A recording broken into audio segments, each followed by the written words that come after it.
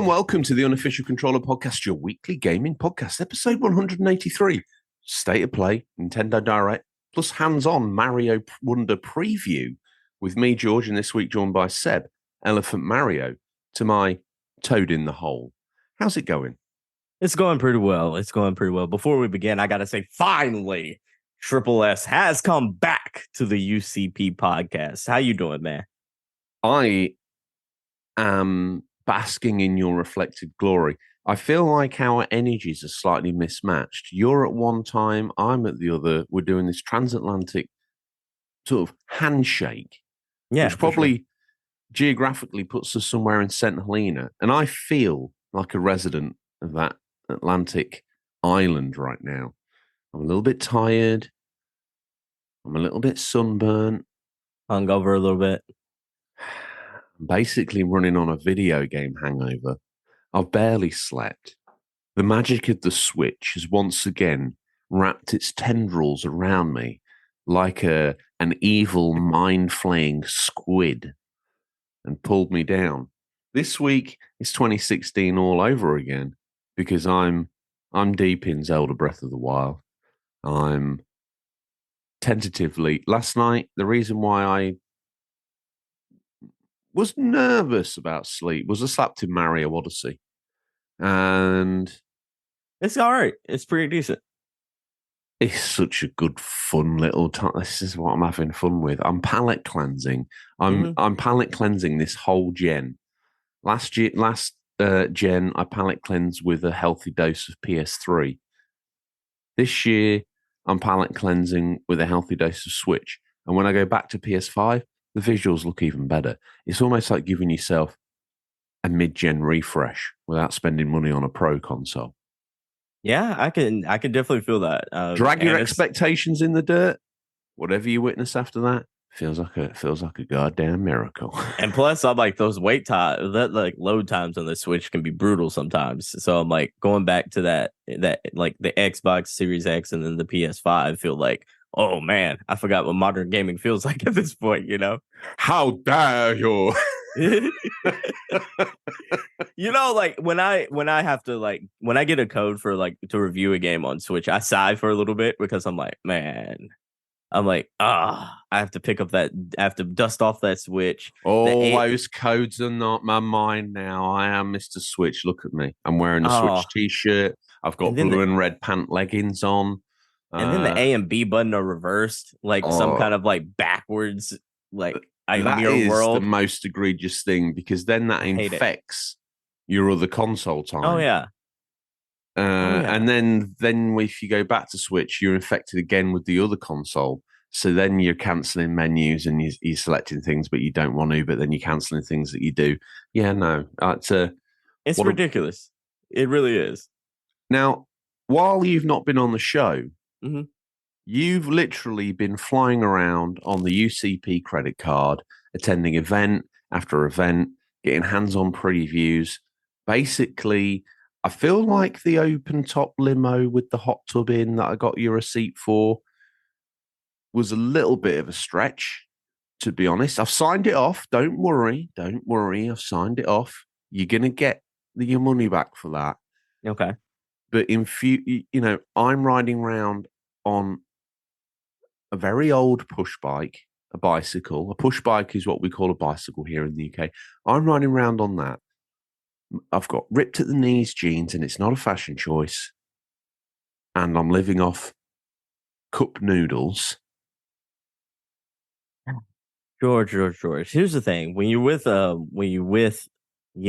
Furcade Corporation, and then you're hanging around people like this, you have to wheel and deal, man. You have to be styling and profiling like the nature. Who was that? Who are you showing? Don't forget we're an audio show. Oh yeah, for sure. This is the head of Xbox, Phil Spencer. So he's now aware of the UCP. My only question for you is he okay? And why is he not responding to his texts? And why is he not joined the Discord yet? He's been busy, man. The Starfield just dropped. Starfield just dropped. It's taking the world by storm. It is probably the hottest game in the zeitgeist right now. But I'm not gonna say it's the best game out right now, but it is the hottest game in the zeitgeist right now. But like, yeah, the dude's busy. He's got that. Forza's about to drop pretty soon. So yeah, big holiday season's coming up. They just released the new Xbox. So he just flew back from Gamescom in Germany and such like that. Then he flew directly from Gamescom to Seattle. So yeah, there's a lot going on. I'd say by the time the new year going on, I'll ping him, see if we can get him, see if we can get him on the show or something. Starfield, you've been involved in the narrative about that game, about that needing to be a banger. Oh yeah, for sure. Did it achieve that? Absolutely not. Absolutely not. I think this is a good game. I think what Xbox needed was a Game of the Year contender. And I think partially it's on them because I do think this is missing some quality of life, like improvements that would have made this a true Game of the Year contender no matter what year it was. But then I also think, and a lot of game journalists are also saying this is the best year in video game history. Like you have think about it like this, like, at the Game Awards this year, like historically, the Game Awards, they nominate 6 games for the Game of the Year, like at the end of the year. Like it is 2 of those games are guaranteed locks. Outside of that, like you have 10 games that can possibly be in that top 6. That's ridiculous. That's stupidly stacked at that point. And there's a real like possibility. Starfield's not even going to be in most people's top 10 list, much less like the top 6 at the end of the year at the Game Awards. So I don't know, but something tells me it's gonna, for whatever reason, it will be in that conversation. It will be a nominee. that's like put it like this, like it's almost one of those things to where if it gets nominated as a nominee, it's going to feel like it's more politics more than it actually is the credential of that game. Welcome to the world of video games. Yeah, you get what I mean? Because I'm like, you had like RE4, which got a lot of 10 out of 10s. You had like Dead Space Remake, a lot of 10 out of 10s. You had Baldur's Gate, which is right now the highest rated game of the year, followed closely by Tears of the Kingdom. I'm like, those 4 games, right, just alone, like beat in the ratings. In the same month that Starfield came out, it was demolished in reviews by Sea of Stars. In the same month that it came out, it was demolished in reviews by Sea of Stars. If you're Xbox, you got to be thinking to yourself, what have we got to do? What have we got to do to get this train out the station? What are we doing wrong? I don't necessarily, like I think it's a mixture of a whole bunch of different things. Because like I think people were starving for a Western RPG. I think people were starving for an Xbox game. I think people were starving for an Xbox exclusive game. On top of that, I also think people were starving for a Bethesda game. Oh yeah, exactly. It's been almost 12 years, to 13 plus. Plus, you acquire that studio with all of its different outliers, and they've famous for their RPGs. Mm-hmm. And we literally had a throats cut. I mean, we've had every single way you could serve Skyrim up delivered to us. You could play it on a fridge at this point. I was going to say you could even play it on a fridge, right? Yeah. So I'm like, at this point, it's like people are starving for that. And then you also had like the Todd Howard's name attached to it, who was notorious for like the Fallouts, the Skyrims, and all that kind of stuff. So I'm like, there was a lot of hype and a lot of like expectations and a lot of weight built on Starfield, and I don't think it met any of those expectations and fell short of kind of what it needed to be, but it's doing well popularity wise, if that makes sense. I mean, if you like their stuff, that's great. I happen to like their stuff, and I remember when I first stumbled across them when I had Morrowind for the original Xbox. I thought, yeah, I'll give this a go. And it blew my mind. Mine was Oblivion. They make the same game over and time again. And they do polish it up and make it look great for whatever era that they're coming out in with those games. But it's the same game. Have you played Starfield? I've watched it. I haven't actually Okay. got involved. James, the work experience boy, hogs the Xbox for some reason. That's a Rainbow Six Siege machine now. Oh. Although it was downloaded the other day. RGT's been playing it. He did, as you know, he did like a mini review, not a mini review, but early impressions of it last week. And it's kind of, it kind of is what I thought it would be. This game feels like it was 10 years, like 10 years, like it was developed in 2013 in a lot of ways. There's load screens in a modern next gen game. I like load screens, like actual real load screens where you could put down the controller and pick up your phone type of load screens in this game. These are the weird disconnects that I don't really understand about. The Series X is an absolute powerhouse of that. There is no doubt. Doesn't really feel like it's using it. No, I mean, graphically, I don't. This game has no excuses because graphically, I'm like, it looks like a lot of games that were on, like a lot of contemporaries back in like 2013 to 2016 era games. Like, it's not like there are moments to where it does look beautiful, but a lot of this looks grimy and ugly. Like a lot of this doesn't look like a next gen game. Like, we're going to talk about this later, but Spider-Man 2 looks like a next gen game now. Like that looks like something that's running on a next gen console. I've been most impressed with that, with the new way that you kind of unlock the city, and it's moved away from that climb a high point, unlock these areas, kind of go in and do this, that, and the other, and that's the Assassin's Creed style. It seems to lend itself to a more organic sort of discovery route now, which does leave the surprise around the corner, which I thought was like an interesting way of doing it, and actually means that you're going to want to look around that city. I think some of the adaptations and innovations that they've got going on there are interesting. And again, the hot switches between the characters. Sadly, those hot switches and instant loads, almost instantaneous loads, go to make Starfield feel even more archaic. Subject of antiquity. Listen, let's you and I could literally. Oh, we can make an episode about Starfield in its own right, but like we could make an episode about a Tupperware box with a sandwich in it made with gamer flavor. I mean, we could go at it, mega powers. Before we get lost in the ether, we've lost the spirit of the show. Let me pick up my directional map. What have you been playing? I've been playing a little bit of Starfield. I've been playing. I would say I'm 60 hours into that game. Whoa, that's a commitment. It is. It really is. But here's the thing: it's like I committed to this because I wanted to have an informed Game of the Year conversation to where like I can look myself in the eyes and say these are legitimately probably, in Sebastian's opinion, the 10 best video games this year. So. I'm not gonna play like 5 hours of the game and say like, okay, I know for sure like this is in the top 10, or like unless the game is 5 hours. You get my point here. But like I wanted to have a real concrete experience on what this game is, and then the longer I played it, the more I feel like this game falls short in so many areas, so many facets. Let me ask you one quick question though. 60 hours. I'm liking it. It's fun. Well, that's what I was going to say. Are you liking it?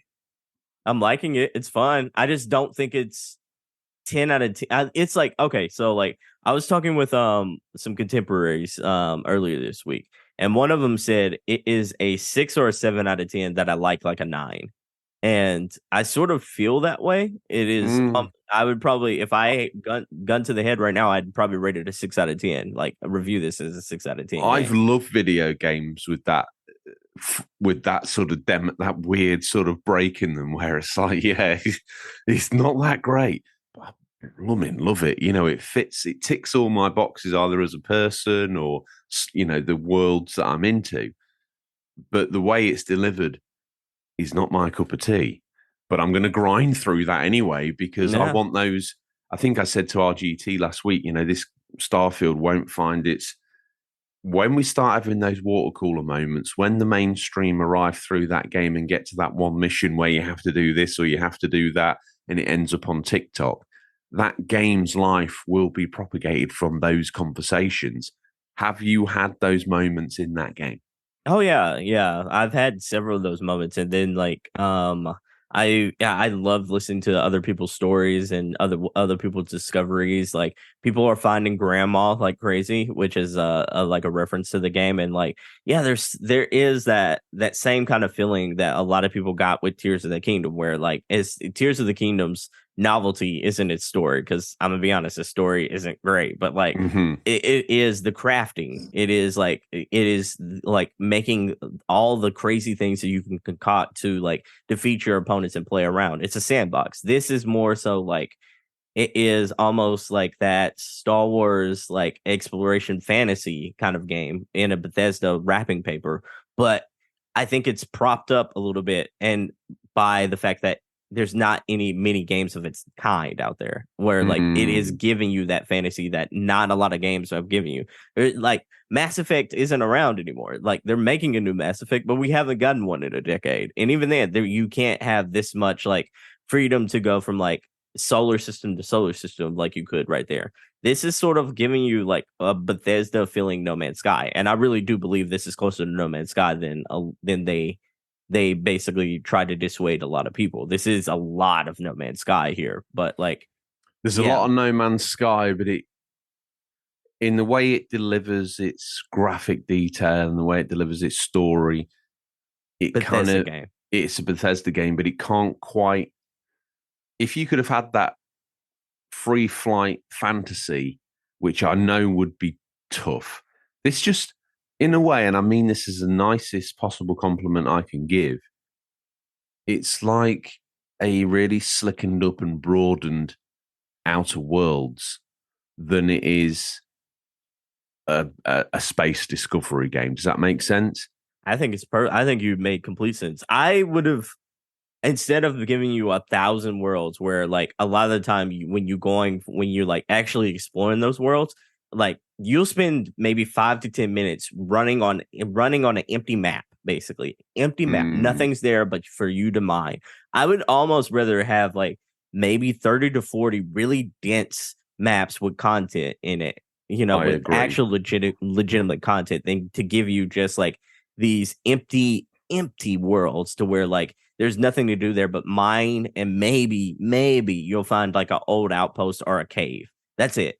So I'm like, it feels like, and here's something here, like Baldur's Gate 3 changed the way I like a lot of people are seeing RPGs now, because like it's so dense and every action has a consequence. You do an action in like Act 1 to like a minor character, there's going to be consequences in that in Act 3, even though like that character might have had only 4 lines in the entire game. There's Mm. ramifications here. I accidentally shot a person,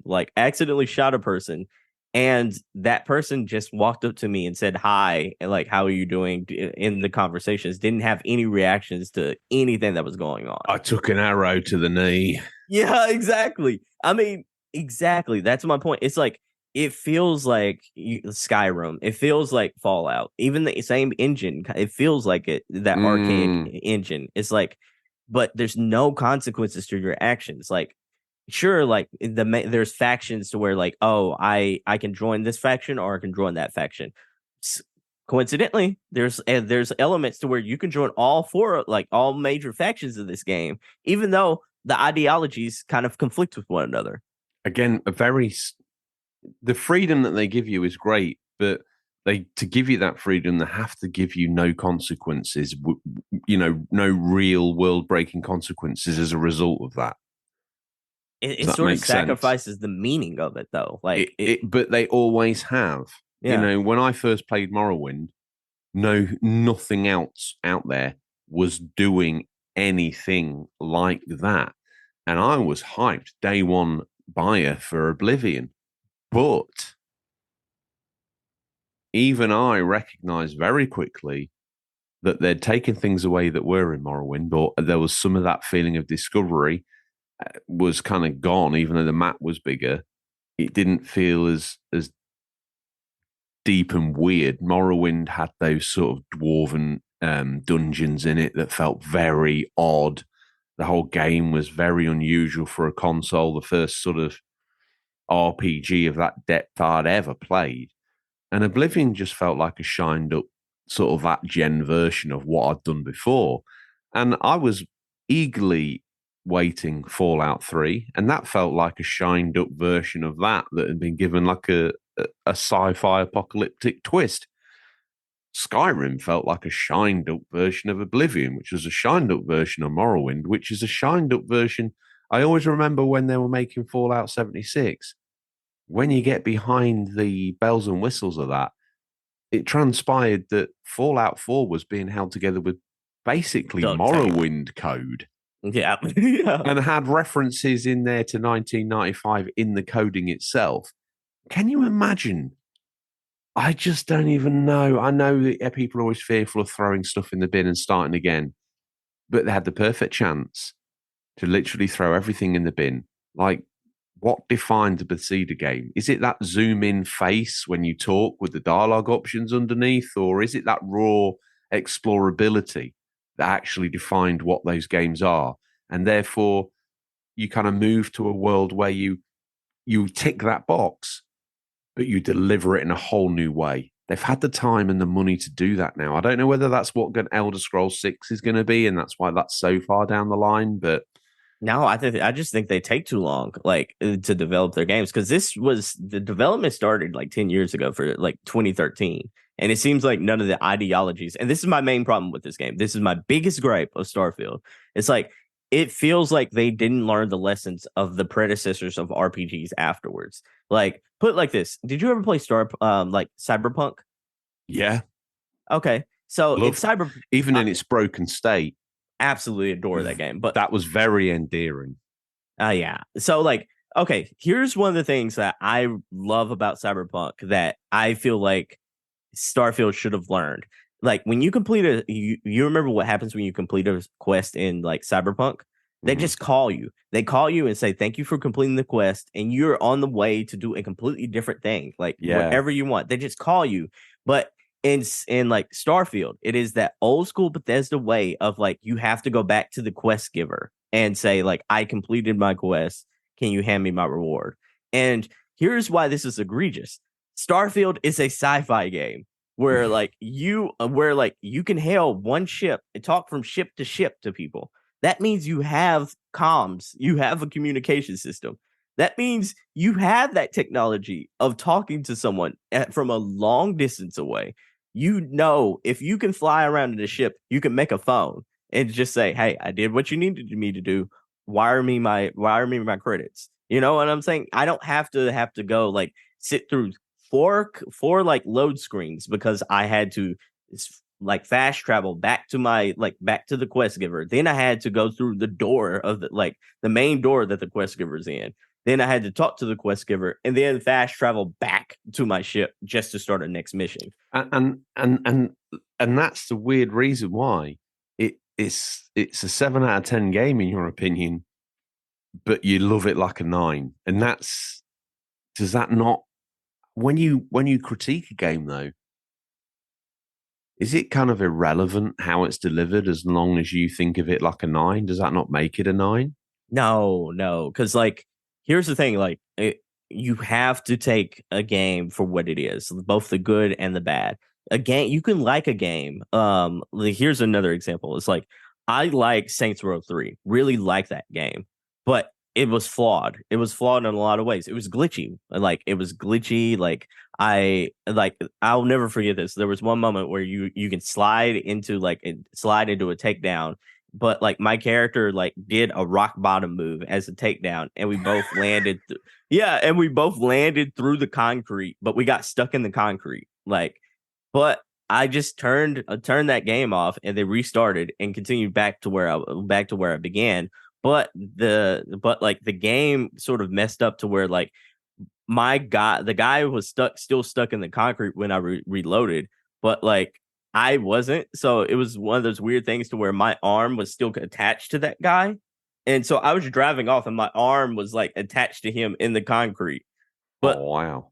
Yeah, but I kept reloading, and it turns out like I entered a cutscene and that glitch was gone. Like that's a fault of that game, even though I really adored playing that game. Bless you, by the way. It's just one of those things to where it's like But this game is Bethesda's probably least buggy game at launch. Starfield. Going back to Starfield, it's just like there's so many faults with it though. If you're reviewing something honestly, you have to, even if you like something, you have to take what it's doing that you feel like can be improved on and reflect in your reviews. I think you get what I mean. I'm obviously allergic to you, Seb. Look what you've done to me. What else? Oh goodness! To keep things moving along, what else have you been playing? I've been playing Gunbrella, really good indie game. Digital Devolver published it. Digital Devolver don't miss. So I'm like, if you heard good things and you saw the trailer for Gunbrella, if you like that sort of like the indies that they put out, definitely go check out Gunbrella. Outside of that, Dave the Diver is a really good game, really good indie game as well. Does it eclipse Hotline Miami or no? I think it's on the same wavelength. I think they're like tit for tat. It's just one you. When I went to a hands-on event earlier this year, they had a game that looks. You might need to remind me if this is it, but they had a game that almost looked like 3D Hotline Miami. You know, you kind of went boof, boof, boof. Is that this game or no? No. Dave the Diver is like No, the other one. Previous. No, Hotline Miami, or are you talking about Gunbrella? Oh, Gunbrella, yeah. Gunbrella. No, this is like pixel art. You're jumping pixel art, but you're jumping around. You have a gun in your hand, like you have a gunbrella, which is kind of like the penguin from Batman, where like your umbrella has different mechanics and different moves, different weapons and such like that. But like you're mowing it down. Think more like what is it? Not Slay the Spire. What is the game? Dead Cells. Think more like Dead Cells, but with like gun mechanics and such like that. But it's not a one-hit kill sort of situation either. So I'm like, it is but so I'm like, unlike Dead Cells, which was one-hit kill, this is not that. Family-friendly game. I guess if you can call someone mowing people down with a gun umbrella, just a more survivable exploration. Yeah, it's absolutely amazing. And then like Goodbye Volcano High, just finished that, just polished up a review for that, and then what was the last one? Fae Farm, polished up a review for that, and then all the games I played at PAX, which was incredible lineup this year. Well, let's get. I mean, I'll just regale you. What have you been playing though? I was gonna say, yeah, I'm like, what have you been playing? Welcome to 2060. It's Switch has just come out, and Tears of the Kingdom. I've been playing that. I appreciate it for what it is. I'm having fun with it. Again, I mean, controversial opinions I'm known for, but I don't know if it's aged quite as well as people probably hoped it would do.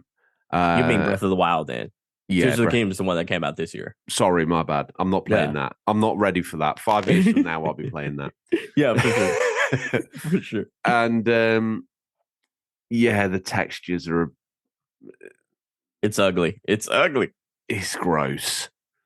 But the charm and the character and the gameplay mechanics in it are interesting. Obviously not as interesting today as they would have been then. How do you feel about the breakable weapons?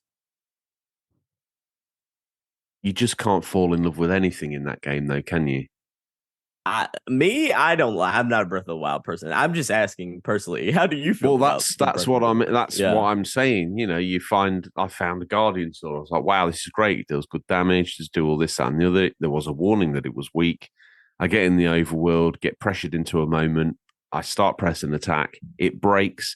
I'm then basically left beating a skeleton down with his mate's arm. Desperately flitting from arm to arm in a desperate attempt to keep these bad guys away from me. I am able to appreciate it for what it is, and I am enjoying it. And again, is it a 7 out of 10 game that I love like a 10? Maybe it might be. I like that. But let's just see where it goes. On the flip side of that, I've been playing some Mario Galaxy 2. Mario Galaxy 1 on the 3D All-Stars pack. I might be about done with that, if I'm honest with you. The way that it controls via say a Pro controller doesn't lend itself to a Wii-based game as much, but it's still a great game. I've been playing some Mario You really Odyssey. are playing all the Nintendo classics at this point. it's nice to have a system, like I say, have a little palate cleanse, jump into a game. I've said this before on air as well, but the fact there's no trophies or achievements actually is quite liberating. You can slap something in. Why? I love trophies. I love achievements. It makes me feel like I like that adrenaline boost that of like I accomplished something here, even though, I don't necessarily, I'm not a trophy hunter person, but like I like the when it pops up and I'm like, oh, I did something like really cool there. Like in Nintendo, it always feels like I can 100% a game, but like I don't necessarily feel anything like I don't feel like the prize at the end is worth the journey sometimes. Like with Korok seeds with Breath of the Wild, for example, like collecting all of those like gives you a very ridiculous prize, and it doesn't feel like it's worth the journey to 100% that game. At least I could get a platinum trophy on the PlayStation side. I don't think any of their games warrant that, though. If you were to 100% Mario Odyssey or 100% Breath of the Wild or 100% Mario Galaxy or 100% any of those, Mario 64, 3D World, Mario, Super Mario World on the SNES, none of it warrants it. None of it makes sense. Some of it is going to make you question why you even like games in the first place. To 100% those games. It's like, oh my God, what the hell? Did you platinum like Spider-Man? Oh yeah, but that's an easy plat, and that's the difference. It feels good though, doesn't it? Like, it does. It feels good. But the way that game's structured, if you don't pop it with the platinum, admittedly, on your second playthrough, what are you doing? Here's the thing though. It's like that one's easy platinum. What is the Astrobot? Like Astrobot, the game that came with the PS5. Like another easy platinum. But like Astrobot is what I would most likely compare to most Nintendo games, to where like it feels good to go through that game and platinum it, and then you look back on it, like look back on your trophies later on, and you're like, oh, that game was fun to platinum. Oh, that game was a fun platinum. I wish I could have that same kind of like nostalgia feeling with Nintendo games, but because like Nintendo's gonna make you buy the game all over again in like the next generation. But I wish there was like a trophy system to where I could say like, oh, the Switch version, I remember platinuming that one, or I remember like, oh, I got 50 bronze trophies but I didn't want to platinum that because the platinum had like 2 trophies that sucked. Like at this point, I just don't know what they would call it, because they've got the platinum points that they give you for supporting the ecosystem. They've got the gold points they give you for buying the games. They give you the tickets for this, the tickets for that, the tickets for the other. It kind of like they've kind of backed themselves in a corner, and the only differentiator they can do in that space now is not do it. I don't think they want to do it just because they like to be difficult and like to be like, oh, we're the outliers. We're above it all. Don't forget, if they're going to commit to that, they've got to have someone to moderate it. They've got someone to implement it. They've got to have this. They've got to have that. They've got to have the other.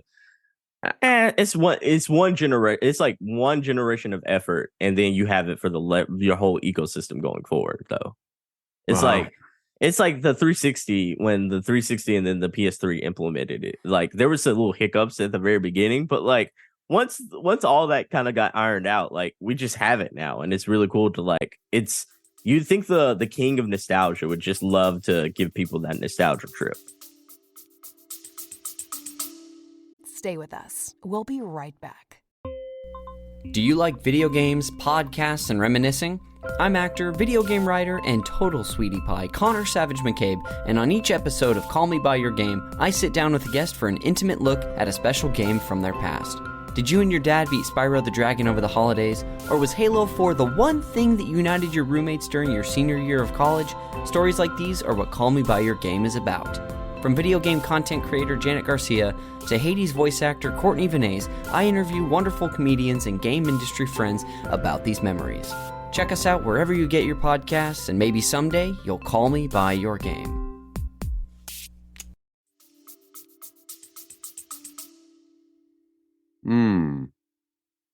Talking of nostalgia, been playing Knights of the Old Republic. On the Switch? How bad does it look? I'm so curious. That game has to look like rotten milk on the Switch. No, Knights of the Old Republic is easily runnable on the Switch in its purest of forms. It does actually look pretty good on there compared to how I remember it on the original Xbox. Okay, that's fair. But all the things that you leveled at Starfield could be leveled at this. They're going back to the quest giver. They're doing this. They're doing that. At least that's an old game, though. I know, Starfield, and you can see the building blocks on what it became. You can see how it's basically Mass Effect with a Star Wars skin. You can see how Mass Effect was a Star Wars game with a Star Wars skin removed. You can see all that, and the story's interesting. I'm a little bit I'm almost a little bit sick of it now. Everything I'm doing, I remember doing on the original Xbox. The further I get, the more I remember it, and that's starting to wear a bit thin. Witcher 3 on PS5 still proves to be making me smile. Still quite enjoying that. Still also playing on the toilet on Switch. That cloud save functionality is actually quite fun. I'm trying to think what else. Can I ask you a question while you're thinking? Anno might be my game of the year, by the way. Oh, okay. Based on hours. Based on hours. Of the year awards, it's gonna get the George number one slot, huh? Maybe. Or MLB on the Switch. Because of you, MLB made our top 10 list last year, I believe. I believe you gave it a 9 or it was in your second slot or something like that. Was it? 9 points. Oh God, I was having a good day, wasn't I? Yeah. And that might be Horizon was your first slot. Forbidden West. Yeah, I think it was Horizon, MLB, then God of War. I could be off on that. To be honest, I think Horizon deserved it that year. When it first launched and I played through it, I absolutely loved it. And it fell on me DLC at the right time. I didn't mind the DLC, but they did exactly the same thing as they did with the first one. And they just made it a little bit too difficult at the beginning. Yeah. Just a little bit too difficult. Especially with the frogs, yeah. And it kind of took the enjoyment out of it. When you first play Forbidden West, the main game, you have a ramp up. Mm-hmm. And I know they're giving this to you when you're already level 50 plus or wherever the cap was, and you pick it up from there. But there's no need to make that so difficult. Just give me something slightly up on what I was doing so I can carry on. And don't forget, with these DLCs, I pretty much maxed that game out within 2 weeks because I just played it nonstop. And haven't picked it up again. Picked it up again. So to come in and everything be Apex and me question whether I actually even finished the game in the first place, you're like, oh God, what am I doing wrong? I don't really remember the buttons as much. Some of the core muscle memory's gone. So why does it have to be like this? I don't mind it ending at that level, but putting me in, and Frozen Wilds is exactly the same. You walk in, everything is Apex, and you just walk into a brick wall of why is this game so tough? Especially the bear. Oh my goodness. And there's sometimes where you have to fight multiple bears in that. And that was horrible. I felt a little bit the same about the frogs. And the Burning Shores DLC, that boss fight, the 2 to 3 linked together scraps that you would call the last boss fight. Overkill. It was. I like the pageantry of it. It felt like a spectacle, but I don't like the mechanics behind it. And does the guy out of Dead Space need to be another character in a game again? I mean, I like him. He's a great actor, but he's in everything. I played as him for hours in Days Gone. I've played as him in hours in Force Unleashed. I've seen him in that bad Dead Space kind of game that came out this year. Bad Dead Space. Protocol. No. Callisto Protocol. He was in that. Wowzers. And then to see him as the boss in this, I was like, oh, hey, it's matey. Is there no one else? If you feel that way, I can only imagine how you feel about Troy Baker. He's in everything, for real. But he changes his voice. He does. He's a phenomenal voice actor. He just does his own voice all the time. Yeah. I'm like, I recently played a game with Troy Baker and like the guy who played Arthur Morgan in Red Dead Redemption called Fort Solis, and very well acted. Very well acted. Does he do Arthur Morgan's voice in that though, or not? Because that is his voice. The author, like the guy who does Arthur Morgan, like in Red Dead, he sounds different. He actually like portrays his voice a little bit differently. Oh, okay. And then, so I'm like, he portrays his voice a little bit differently, and I can't remember the one of the lead actresses' names. I think she was in the show The Bear, like the cooking show, like The Bear. But yeah, it's phenomenal, like voice acting. It is like a real easy, like it's basically what is that game? Detroit Become Human type of game. Yeah, but on Mars. But yeah, but it's like a who done it, like murder mystery, like on Mars in a fort, basically, kind of thing. And instead of like pretty good actually. Oh, it's actually like very well acted. It's one of those things to where I'm like, the only kick is like the who done it part is like stripped away because there's only like 6 characters in the entire game. And then is it on Switch? Nah, it's on. I got a review code for PS5, so I know it's PS5, probably Xbox and PC at this point. But like, yeah, it's a good 6 hours. I'm like, I had a good time playing it on a Saturday afternoon. I don't think games like that should be much longer than 6 hours. If you're going for a film like narrative, if you're much longer than a film, you've kind of lost a lot of people. It looks very filmish too, like the look and quality of it, and it was done by indie studio. Like that blew me away. But anyways, the question I want to ask you is like, with your perception of like Knights of the Old Republic 2, and then moving on to like how you felt about like Jedi, like the sequel to Jedi, like, are you burned out on Star Wars games right now? No, I'm, well, maybe I am, I don't know. But to me, Jedi Survivor just didn't quite do it. Are you looking forward to Ubisoft's like Star Wars Outlaws game next year? I'm mildly curious, watching it between my fingers in the hope that actually it can, survive and make it and stick the landing. Everything I saw at the preview, it intrigued me, definitely. Very interested to see where that goes. It did reek.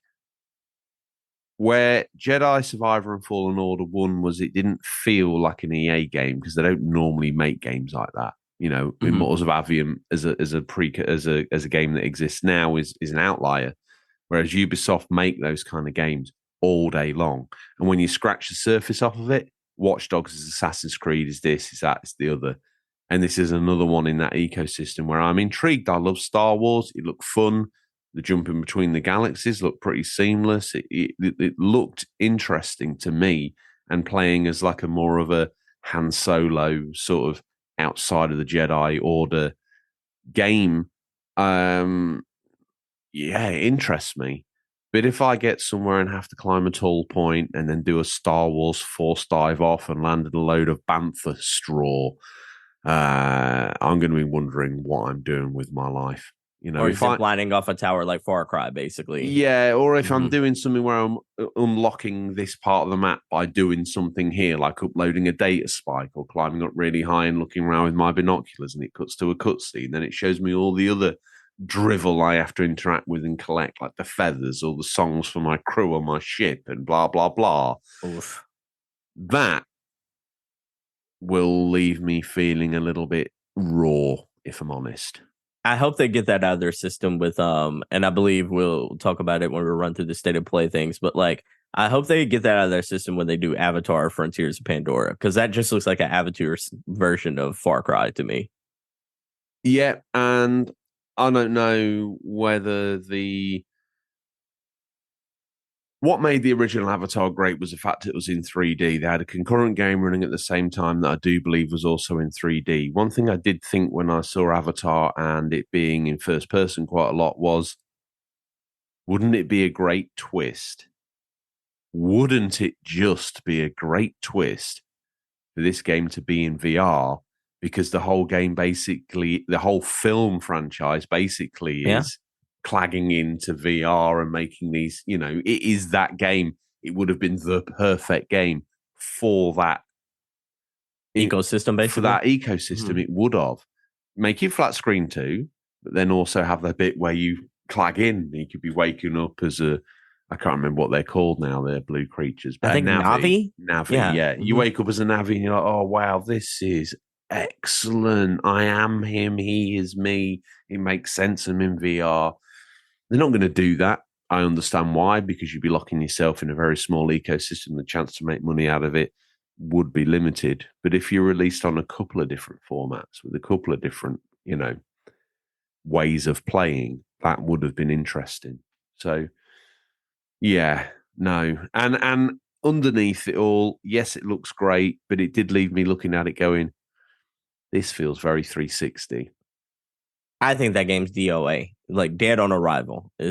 I think like as soon as it comes out, it's going to be the Watch Dogs Legion of this year, to where like 2 months afterwards, that thing is going to be anywhere from $20 to $30. Sort of thing some poor kid's getting bought by his nan for his birthday when he wanted something else. Or Christmas, because it's coming out like right before Christmas time. Yeah. Well, no, I see it doing most of its work as a £5 write-off in a bargain bin. Oh, yeah. Yeah. That's when it's really going to hit its mainstream and sell a load of games. It's going to be a pack-in at Walmart's deal. It's going to be like get a game, at GameStop. It's going to be bundled in an unofficial bundle, because they're basically either bundle it in to get the console sold, or the boss of GameStop builds another extension to his house out of copies of it.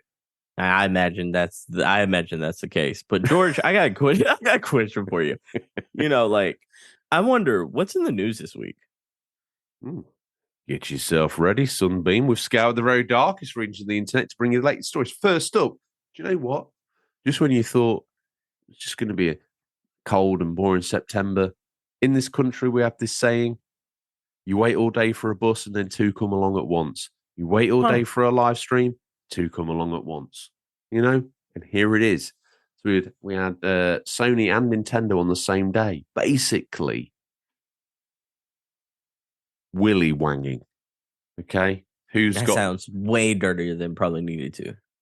I think it sadly was as dirty as you think it needed to be. Oh, okay. It's basically two jocks in the changing room, and they've kind of whipped each other up with "No, I'm better. No, I'm better. No, I'm better."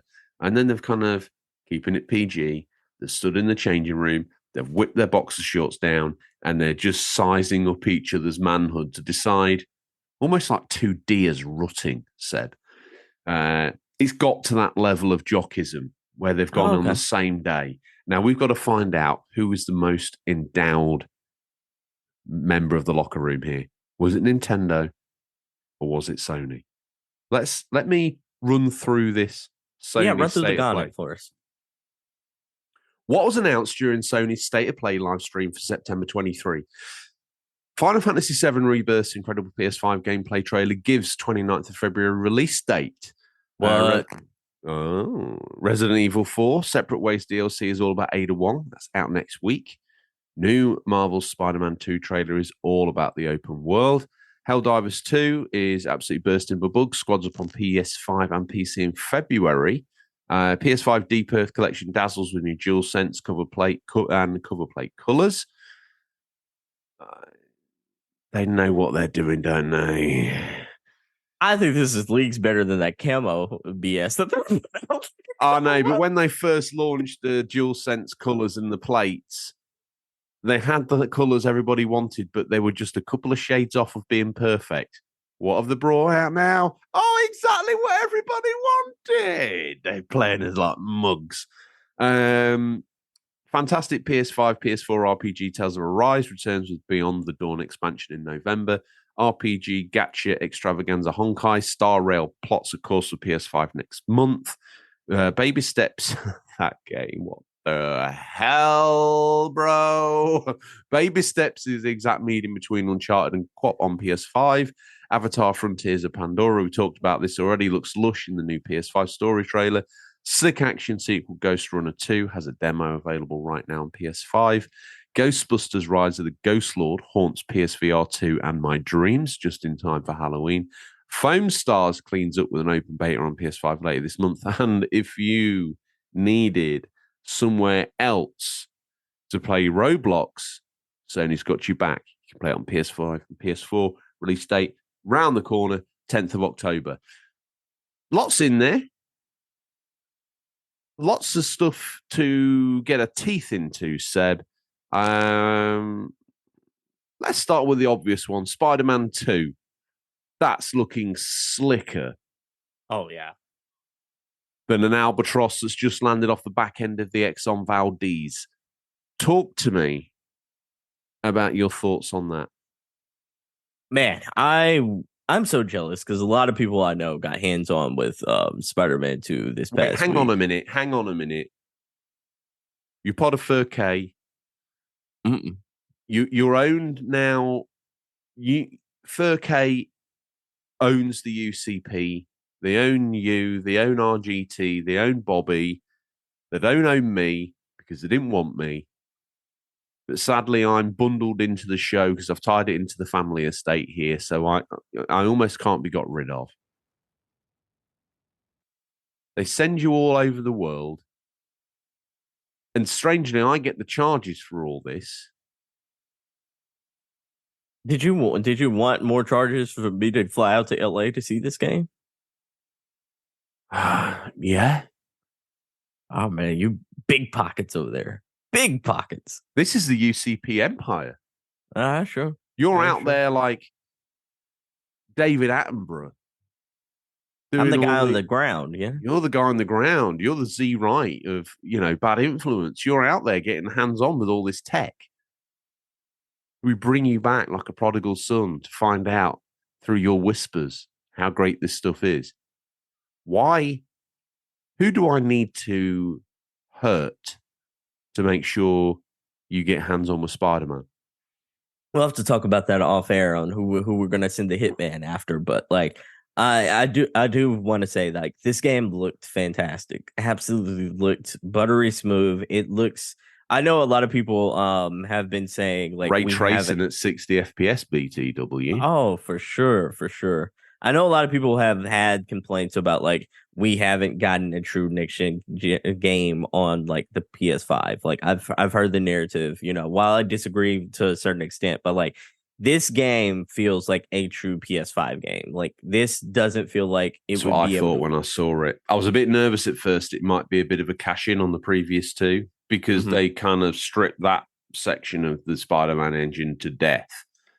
But when I saw this running properly, I thought, okay, we're there. We're there now. Panic over. It's only took 3 years, but we're there.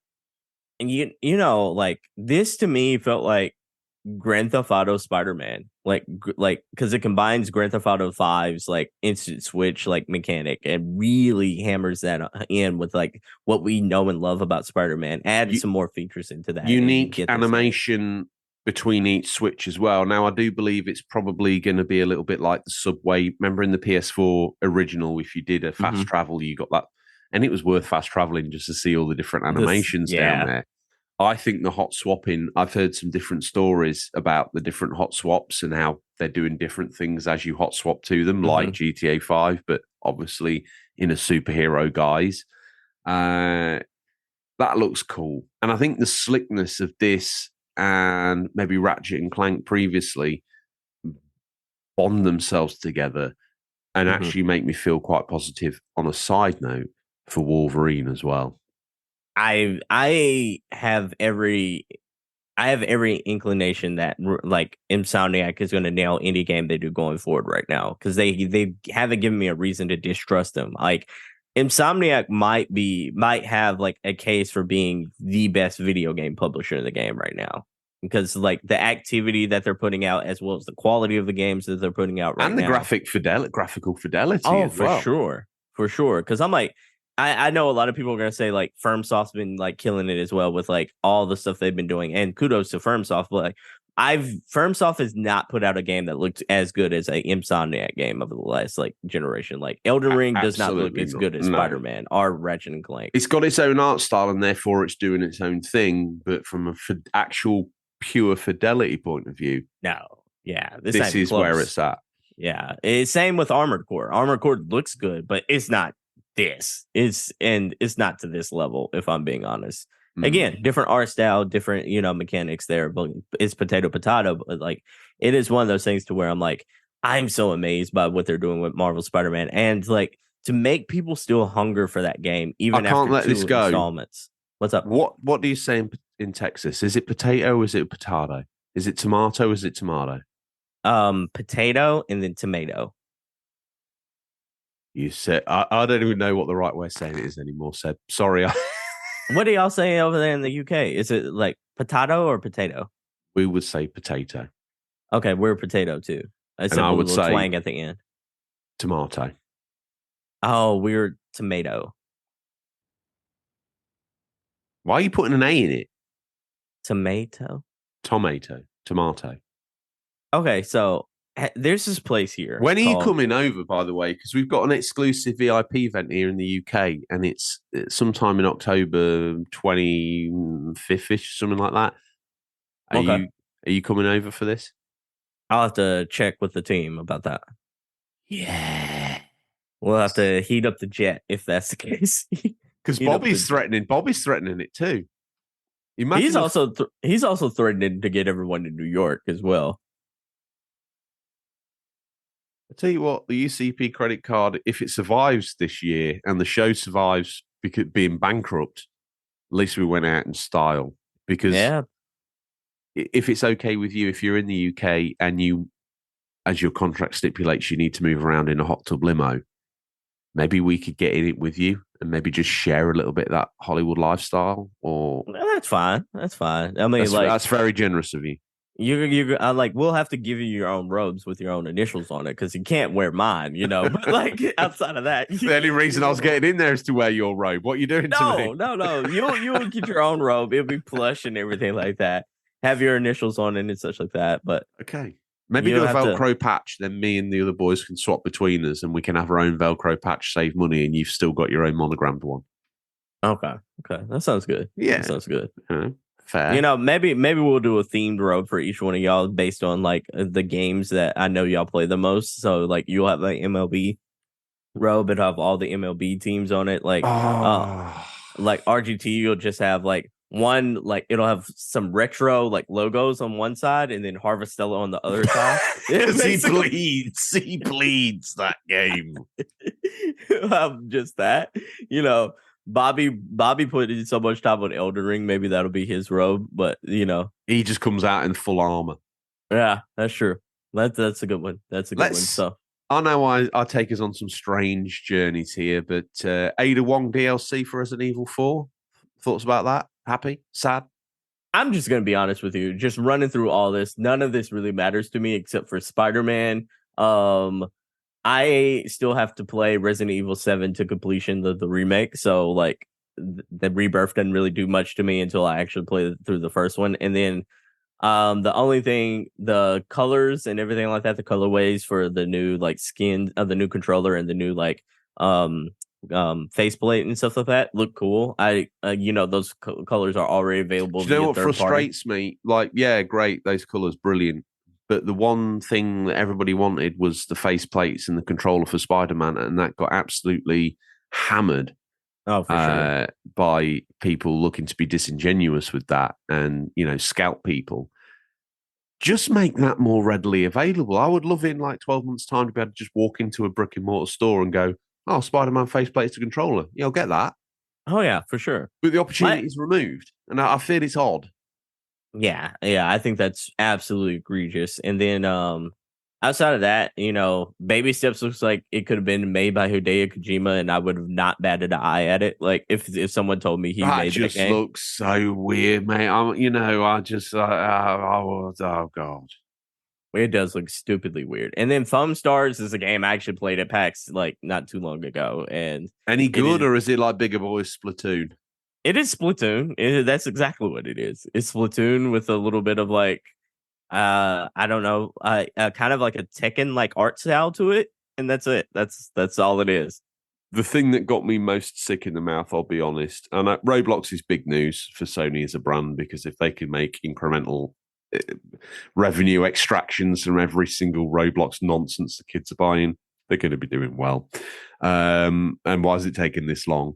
Helldivers, I think, could be interesting. I'm watching that with open eyes. I'm not really an online guy, but if they can stick that and get it to work, well, maybe that's half of their that's half of their games as a service quota fulfilled, and therefore we can turn that tap off at Sony, because that's all they seem to talk about, and we can turn back on the tap of the single player games that's got them this far. Ghostbusters Rise of the Ghost Lord, PSVR 2 support. One would think someone like me would be championing that. But I'm sorry, but that looks like someone sat down and went, yeah, the older guys like the Ghostbusters, but the younger kids like the Fortnite. What if those two had a baby? Well, it looks like Ghostbusters Rise of the Ghost Lord, absolute drivel. It's a shame, but that's not going to appeal to the hardcore Ghostbusters fans, and to the kids that are playing Fortnite. It's not enough of a reason to put Fortnite down, so why did you even waste your time in the first place? Why bother? And the demographic of kids who would like Fortnite and grown-ups that would like Ghostbusters skew that line through about how few of those would add VR2, and you got yourself a stinker on your hands. We call that DOA in my neck of the woods. Dead on arrival. You know, Sony goes and buys the rights to Ghostbusters and then independently flushes it down the toilet every single move. They had a chance to bring out a really decent game on PS3 and Xbox 360, but make it exclusive to PS3, because why not if you own the film rights? And then basically give it to everybody, including the Switch, including, well, it is on Switch, including the PSP. I think that game would have almost been better served if it was a Men in Black game than Ghostbusters at this point. It's not a bad call. Like, real talk, just hunting down aliens and such. Same gimmick that they're using for that, but just reskin it. Yeah, absolutely. Avatar, that's dead on arrival.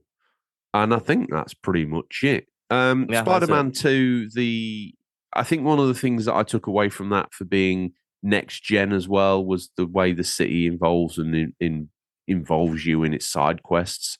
It seems to be moving away from the climb the high point, turn the radio tower on, which is obviously a little bit symptomatic of that Ubisoft grind that we've seen. I did hear that, like, from other insiders who did get hands on, like, there are some of that stuff still there, like, but it's not as prevalent as it was like previously. Like, there are still some aspects of like the backpack situation, like in the first game as well, but like it's different and it's presented in a different way, so it doesn't quite feel like Ubisofty like as it did. My like, fear previously. was that Spider-Man 2 would just be a next-gen version of what we had before, and therefore that would be a bit derivative, and therefore it would lose a couple of marks in my mind for that. The fact that they're trying to move away from that is interesting. The fact that they've kind of reworked the stealth mechanics, so you can, fire a zip line. Before, when you played the stealth style in the game, you got to these rooms, felt like very much like Arkham Asylum. You got to these very locked off areas where you could walk along the gantries and do the web zips and pull people up. Now you can employ that style anywhere, because you can put zip lines across that you can walk along and do the stealth takedowns from. Interesting development of the idea that actually I enjoyed but wouldn't want to be forced to play as all the time. So the fact that they're mixing that up, interesting.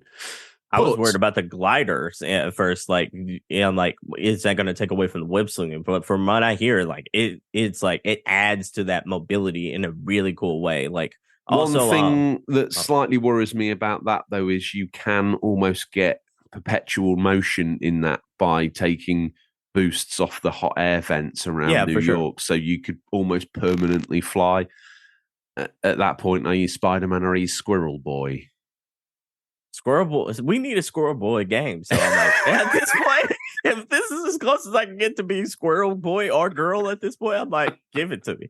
Like, I think, like, known for foraging around for nuts, are we? Yeah, for sure. Squirrel Girl defeated Thanos in the comic book, so I'm like, she deserves her game at least. So, well, they've got the engine; they're ready to go. Oh yeah, for sure, for sure. I mean, this to me paves the way for a Falcon game. So like, or like Falcon type of game as well. But like, I do want to say my thing that I'm most excited about, and I did not think I was going to be this excited about it, is the cosmetic aspect. Like, did you see how many Spider-Man costumes they had like on tap, and then you could create your own on top of all the ones they have in the lineup? That's amazing. I mean, it is. And I liked collecting the suits, but I only played through the game in the game's suit. Intended suit. Yeah. It was fun to have, but if ever I was wrapped up in a cutscene as something ridiculous, it took you out of it. It took me out of it. And one of the things that I took away from that, and especially Miles Morales, was were the interpersonal relationships that played out in cutscenes and sort of interactive gameplay as you went along. I think Miles Morales touched a real moment. There were some real poignant scenes where, spoilers for a 3-year-old game now, or whatever it is, and certainly last gen and current gen could be argued, but the moment at the family home where you're picking a record out and it was your dad's favorite, and you put it on and you sit down for that meal, and then that turned into a montage cutscene of them enjoying the meal and talking and laughing as a mini spider family. I thought was really cool. And then the moment you crawl out the window and you carry on, and it was seamless. More of that, please. I love the different costumes that pays homage to like either like a real serious comic book or like the movies, to where like Miles Morales, like the one where it looks like they animated Miles Morales from Into the Spider-Verse, like still feels like it's a part of that world in a really cool way. I like that one. And then I like the comic book accurate one as well. And but like you said though, I kind of lean more towards either the generic one that they give you, like the baseline suit, or I try to pick one that's like, oh, that's the Tom Holland suit, or like that's like something that's super realistic and not like, not to discredit that suit because it was awesome, but like the Spider-Punk, or like the suit where he has like the bag over his head or anything like that. So as long as it's serious looking, I can deal with it in the cutscene, but Snap. I can't. Yeah. But I always just defaulted to, within the first game as well, it made sense to be wearing the suit with the white logo on the front of it. And then up until the end, you get the different suit and you wear that for that fight. And then that made sense, And don't get me wrong, if I was doing a side mission, I might slap on a suit and feel a little bit silly. But if I was ever doing main quest progression, I wanted to see those cutscenes play out with me in the proper suit. Yeah. And there's something about that that's just as iconic, if not better, from a design point of view, as all the film ones as well. That white logoed front original and the Miles Morales suits look great, and I'm glad they've kind of been included and modified for the new game. With all that said and done, did that. And Nintendo's got one as well, didn't they? I know. So you sit and wait for a bus and then 2 turn up at once. This is how this works here. So Nintendo Direct September 2023. Every announcement, game reveal and trailer. Going to kick off with Splatoon 3 side order DLC arriving in spring 24.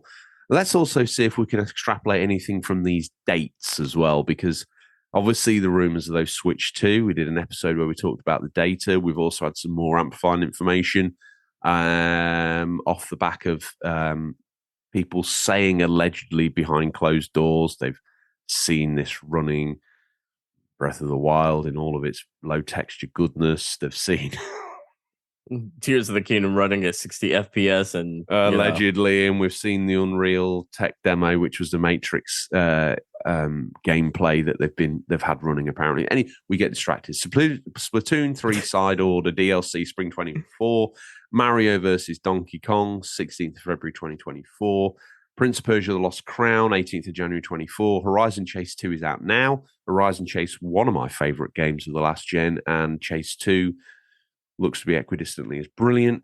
Super Crazy Rhythm Castle. 14th of November 2023. We're missing here, actually, F-Zero 99, which I actually have been playing, I hasten to add, and I forgot to tell you, the Battle Royale F-Zero. You like it? Does it look cheap, if I'm being honest? No, it looks high quality, but it's obviously SNES graphical style, so it depends you whether you think that's cheap or not. No, I'm a retro. Like I like retro graphics. It just looks like it was put together. It just like very quickly. I don't know. I don't know. I'm in two minds. That's an interesting question that you raise, and it does feel a bit. I first of all thought it was a bit thrown together, and the busyness on the track is a little bit disconcerting and distracting. Skill does rise to the top, I will say. I've had some sort of high place finishes, but I've not won a race. Surviving that chaos is tough. I'll be honest. It's just so many people on track. It's hard not to take damage, and then to be competitive, you've got to boost. So it's a big compromise. It's interesting. There's tactics involved. Do you wish they would have did something different with the F-Zero like IP? Because like this has been dormant for so long, and I don't know. It just sort of leans into that Tetris 99 thing that they did. You know, that battle royale with the Tetris. They've done the battle royale with this. Mario, what was it? Mario 99 is the other one. Like the Mario got like some kind of like battle royale kind of thing too, right?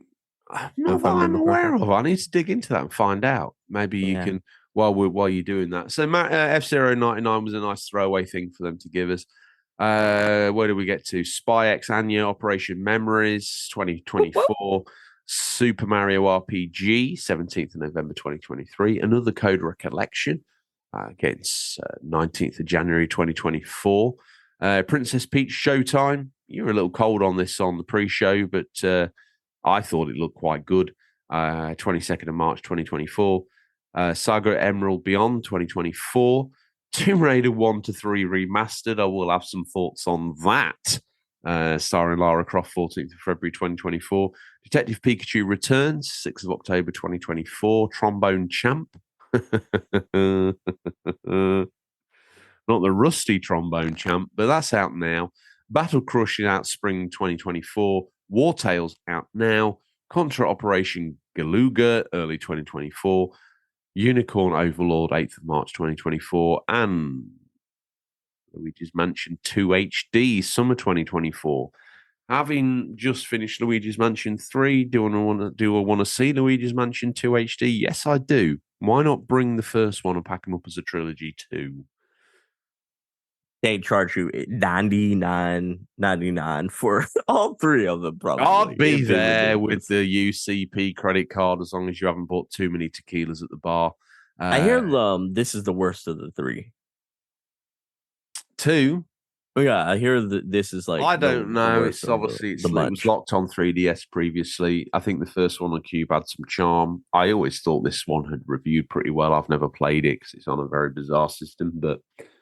You know, and it lends itself to the 3D. I actually thought the third game, actually, the way the levels all fit within the screen of the Switch and therefore ergo your telly, did lend itself to feeling quite cool in handheld. Didn't look anywhere near as good. By the way, the graphical downgrade in that game between TV and handheld is significant. It looks like it was covered in Vaseline. It's just the way more... lines, everything's just so more obvious. It's all a lot more hidden with the extra horsepower of putting it on docked mode. Luigi's Mansion 2, we'll see what comes of it. Mario versus Donkey Kong, obviously some more of that gameplay that we've seen before, but looks kind of interesting. The one that got me most was Princess Peach Showtime. Feels to me like Princess Peach is Luigi's Mansion, if I'm honest with you. And I'm interested to see all the different Peaches that come out of it. We'll see. Is it Care Bears of Mario? Probably. I think this is a good step forward for Peach actually getting her own game. Because like the last time she got her own game, her characters it wasn't a good look because it was stereotypical based on emotions. It was emotional combat, and that's not a good look in 2023 for that kind of character. So at least she's getting her own game that has. Listen, whenever you've been able to play her as her in a mainline Mario game, 2D or whatever, she's been a capable member of the team. In fact, you know, in the Doki Doki Panic reskin that we got as Super Mario 2 or whatever it was, ultimately, she was one of the best characters because she had the floaty jump. Yeah. You know, so build on that legacy. I'm not excited for this because this kind of just doesn't really interest me who I am as a gamer, but like it does look like it has some promise to it. I almost like the only qualm I really have with this is that I almost wish that the powers you could just get a power and then like teleport that like power to each level, but it seems like your costume is each costume is based on like whatever level you're in. So it's like almost like a gimmick. Takeaway. Yeah, so I it's do like think there will be Metroidvania elements to it. I mean, I that's hope a so. given. That's a given. I hope so. But I hope the switching of the suits can take place in level, because if they take place out level, it means you've got to go back into the level. And this feels old school at this point. You then have to go through the whole of the level till you get to the detective switch, till you get to the patisserie switch. I can see that happening. I can, but a hot switch of the outfit in the level would actually give it a little bit more slickness. It's going to reduce the length of the game, and I do believe that Nintendo is guilty of forcing you to come out, swap to go back in again. 3D World is guilty of this, and therefore, ergo, you could say Bowser's Fury probably not so guilty of that, but.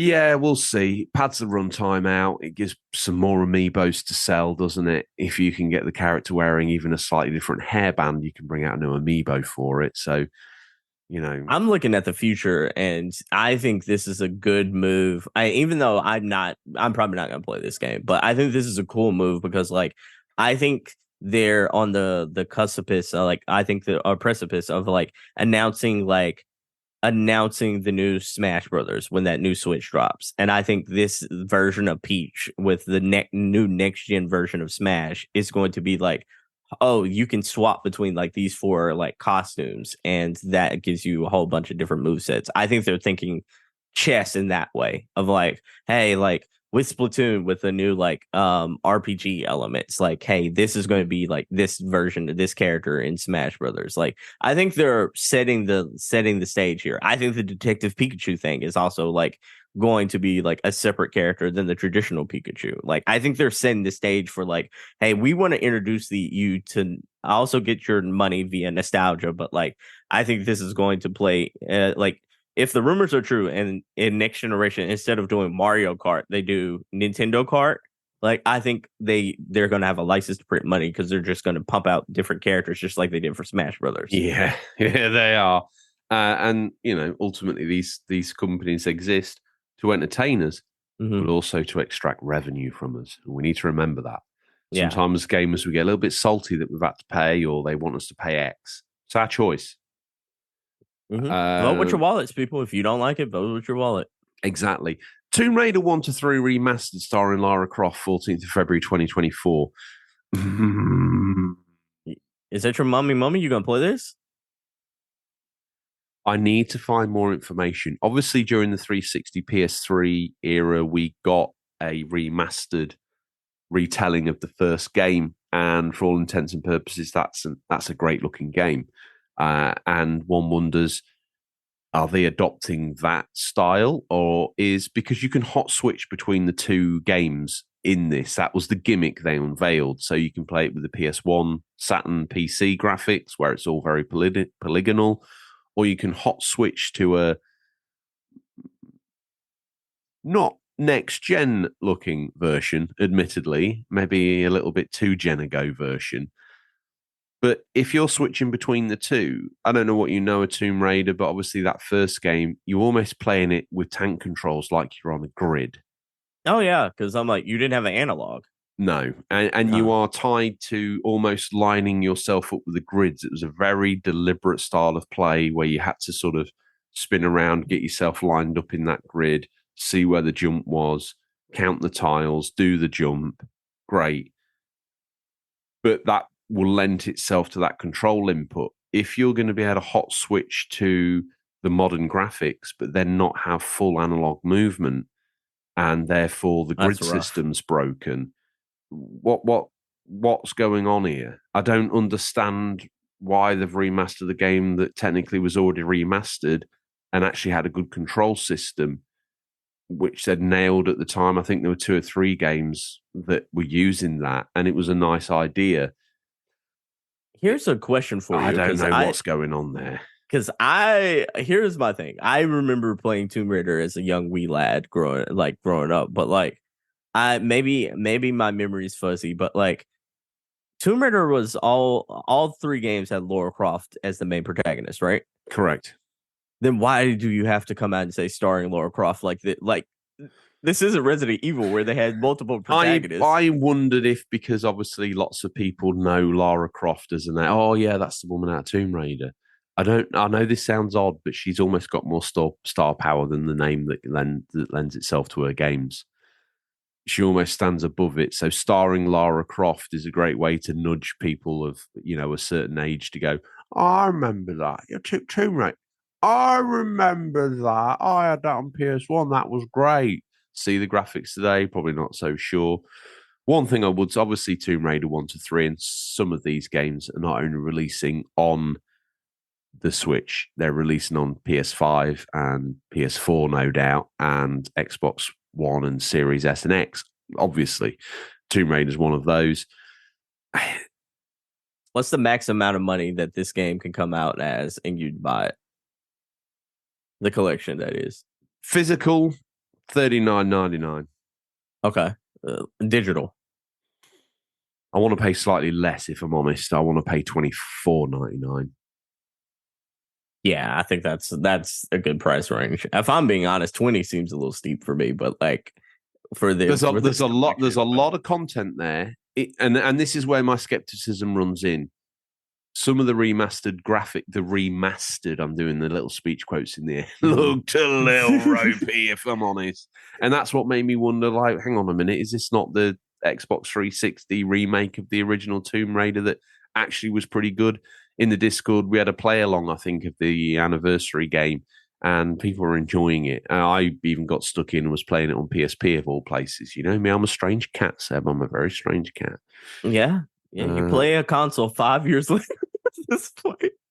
You can't fully appreciate it until you eat it after everyone else has eaten it. That's true. You like the leftovers. Yeah, a little bit of mold, a little bit of leftover, a little bit of something that someone chewed and spat out and didn't like at all. I'm going to take a third cursory chew of that. Mom spaghetti. These weak arms are heavy. Yeah. What did you think about Mario versus Donkey Kong? Obviously more of the same there. Did that leave you feeling a little bit sort of dead on arrival as well? I think this is going to sell gangbusters, but I don't think it's going to sell like Mario Wonder. I think this is going to sell pretty decently, but I think my qualm with this game is like I wish they would have just added more puzzles, because this is the same game. It's just reskinned. Yeah. So I'm like, for the people who've already played and done these puzzles before, I'm like, this isn't anything new. It just looks better, you know? And argue, does it even look better? I was thinking this when I was watching the trailer. I was like, goodness, sure. They could have done a lot more, even on the Switch, but it is what it is. Super Mario RPG should be exciting. Detective Pikachu returns. I'm quite interested in that, only because obviously the voice acting for Pikachu in the Detective Pikachu series is hilarious, and that looks like that could be, really great fun.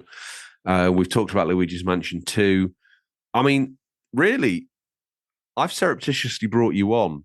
Hang on a minute, there's more. I scrolled down. Here we go. I was going to say, hang on a minute. I was about to say, you just... Okay, so everyone, Nintendo Museum, March 2024. Zelda Tears of the Kingdom amiibo, November 3rd, 2023. Sora finally got an amiibo after being in Super Smash Bros. For what seems like forever now at 2024.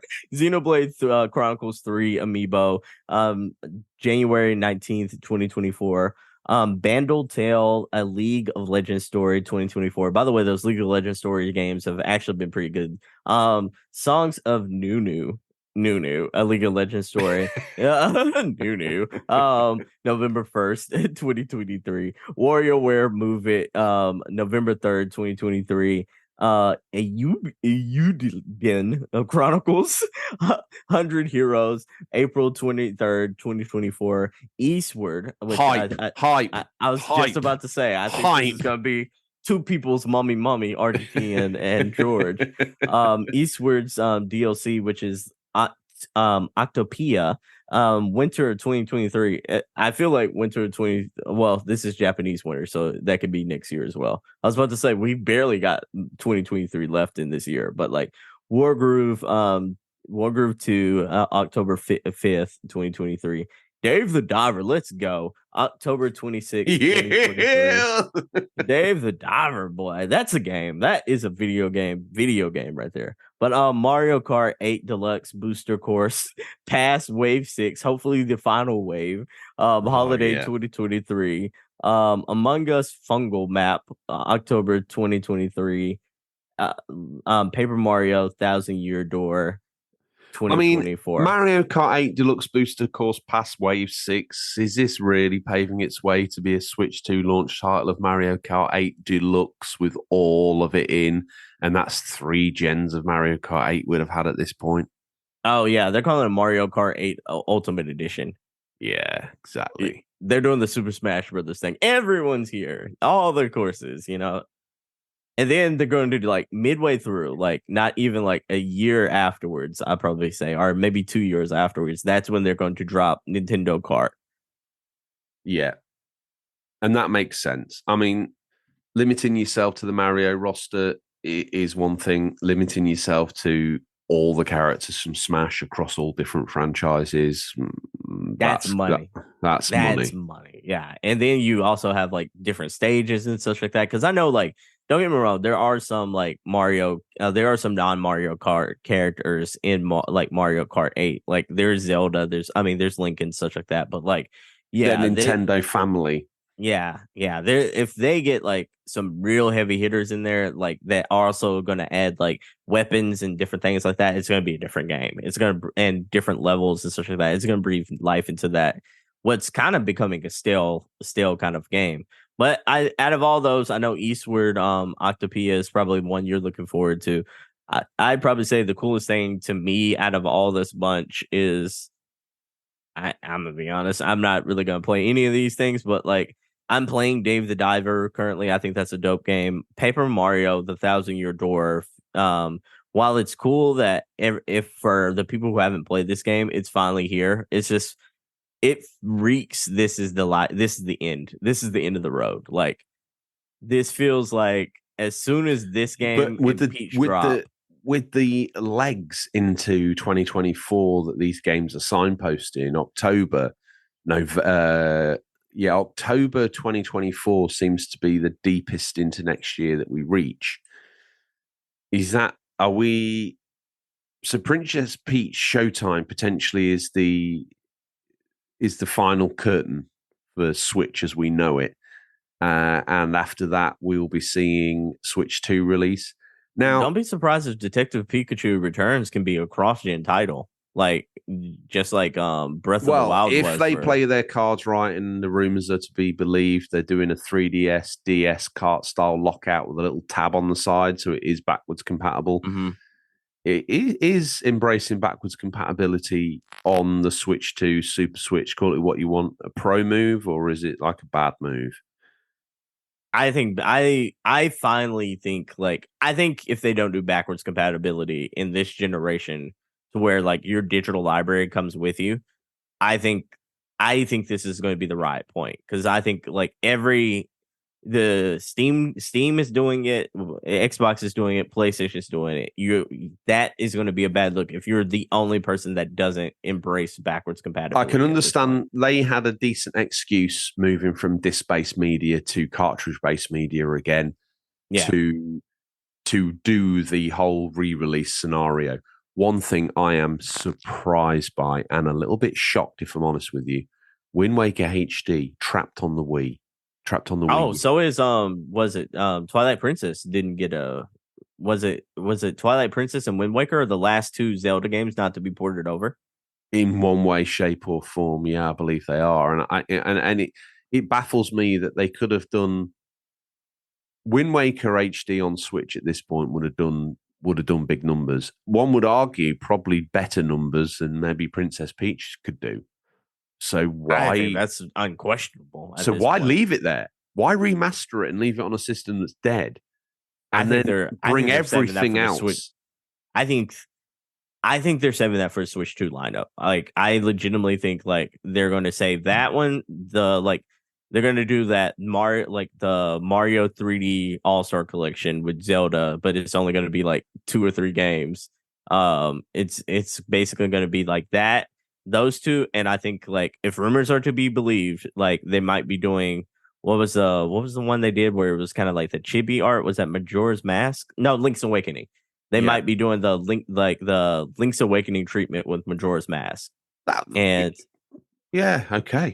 And then they sell it as a 3-in-1 collection, and then that'll be like part of the lineup for like that Switch 2 collection. That's got legs, I suppose. I'm interested in that. It's not gonna do anything for me personally, but like imagine like the Switch 2 lineup could be that a Metroid 4 if they play their cards right, like Metroid Prime 4, that like Zelda collection that I've mentioned, whatever the Mario team is working on, because we really haven't seen what like the other mainline, the Odyssey team, we haven't seen what they've been working on, and it's rumored that could be either a Mario or Donkey Kong game. The rumors are Donkey Kong, but I love Donkey Kong 64. You know, I'm waiting desperately to see that announced on Nintendo Switch Online for the N64. That and Jet Force Gemini, both rare games. Will it happen? Mm-hmm. Probably not. But Donkey Kong 3D, Mario Odyssey, engine or improved. It's going to be like Tropical Freeze, I imagine. Oh, no. I want it to be 3D. If the Odyssey guys are doing anything, they're going to need to do that 3D. And that would be amazing. From a nostalgia point for me, probably. I like the SNES Originals 2D. I felt Donkey Kong Freeze, Tropical Freeze was a little bit too Twitch gameplay for people to be the mainstream to be able to enjoy. The being able to do like the double jumps to bounce off something in a bit of a glitchy way to propel yourself forward. Great if you've got the gameplay mechanics in your tool set to do that. But if you haven't, those games can get frustrating real quick, and you're not going to see everything that game's got to offer, and that's a shame because there's some great stuff in Tropical Freeze. There is. If my hypothetical situation turns out correct, they would have a Zelda collection, a new Metroid game, a Donkey Kong game, and probably a Pokemon game because they crank those out like nobody's business within like that first 6 months of the Switch 2, and that would be. Hang on, all these announcements going deep into next year. No mention of the Metroid that's being worked on. Nothing.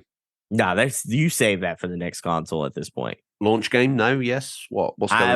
I would probably say within 6 months. I don't say launch date game. I would probably say if the Switch 2 releases in the fall of next year, I would imagine that Metroid game is going to be the spring release for them that following year. Yeah, that makes sense to me. Yeah, my only thoughts with backwards compatibility, and I know this sounds a bit crazy. Now, I've not got my gamer hat on here. I've got my Nintendo and Studio hat on here. Backwards their bread and butter is nostalgia. Why would you cut that off at that point? Is that what you're about to say? What I'm saying is, you're going to bring your game out, and you've got to compete with 4,000 Switch titles for air. There's so many games that you can play on Switch 2 that you can get cheap in the store for little Timmy at Christmas. Your game's got to be amazing to be wanting to be in the basket versus Mario Odyssey. Your game's got to be amazing on Switch 2 at launch. Day one, it's got to be incredible. Not just Nintendo, but all the other people that might want to release on Switch 2 have got to wade through Luigi's Mansion 2. They've got to go neck to neck with that. They've got to go head to head with Detective Pikachu. They've got to go head to head with Mario Odyssey, Tears of the Kingdom. They've got to go head to head with Mario Kart. There's so much good stuff in that library that to find air day one, what I mean is it's just tough. There's so much choice there at that point. You know, you've really got to shine on that system to be taken home. And I think that's the only fear of a third party or even Nintendo themselves, that the back catalogue on Switch is so huge. You could Nintendo's going to sell that console based on, if they do this correctly, based on the back catalog. Because I don't think any of those games I mentioned are like from a financial games. revenue extraction point of view. That does actually hurt them. Oh, this is like here's the thing, like it's a PR nightmare if they don't go backwards compatible, because like there's no reason they think is no excuse in the book, because like all of our stuff is tied to an email now. Like all of our stuff is digitally speaking. All of our stuff is tied.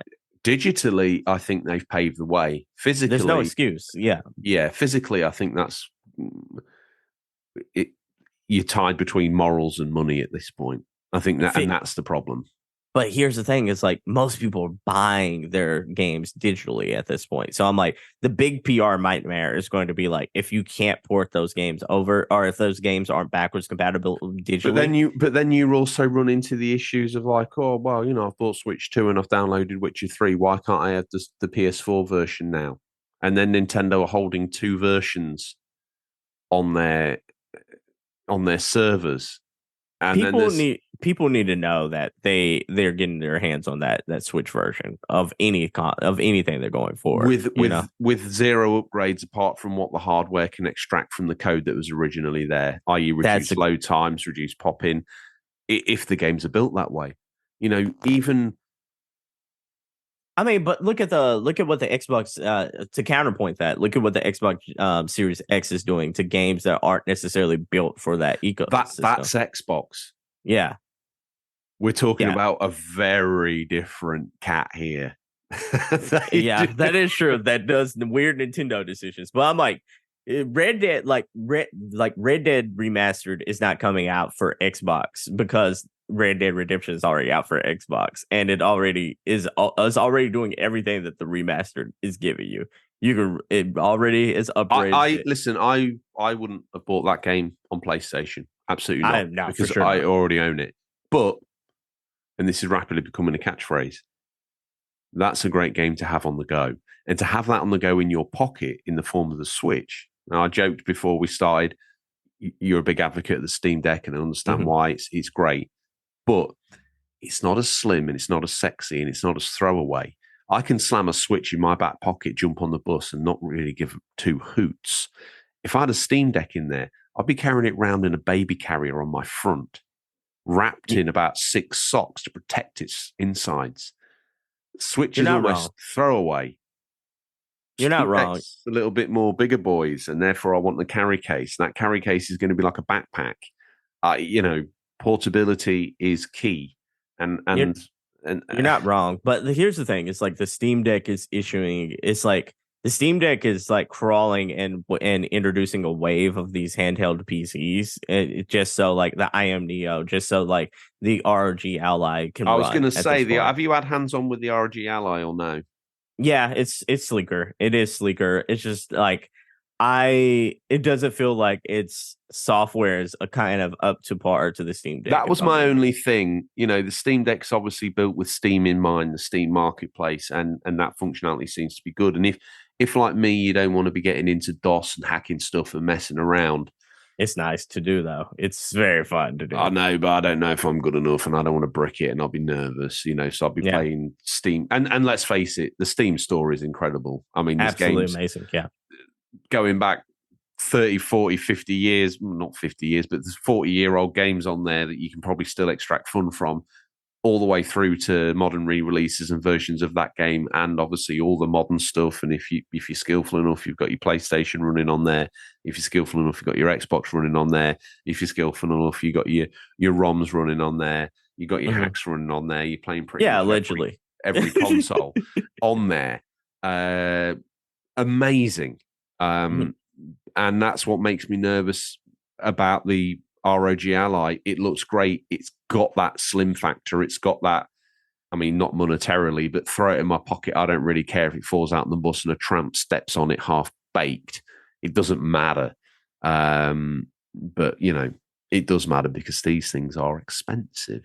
To that point, Switch 2, if it's as powerful as they say, it's going to be hard to hit a decent price point.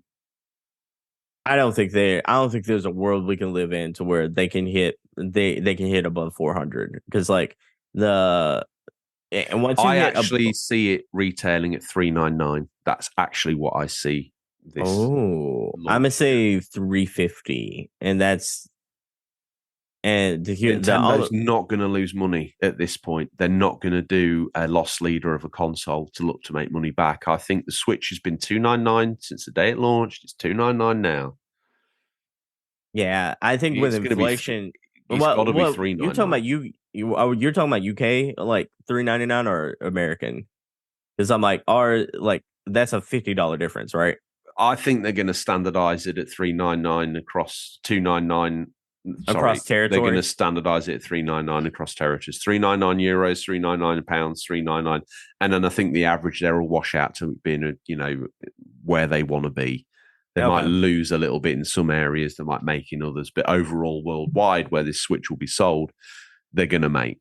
And I think that price point sits in people's minds, like $399 American, $399 British, €399 euros, $399 Australian dollars. That's risky because like Steam Deck is $399, and then you have like PS5 $399 at that point. And then you also have an Xbox that is right there with you, but then you have an Xbox that's $100 lower than you.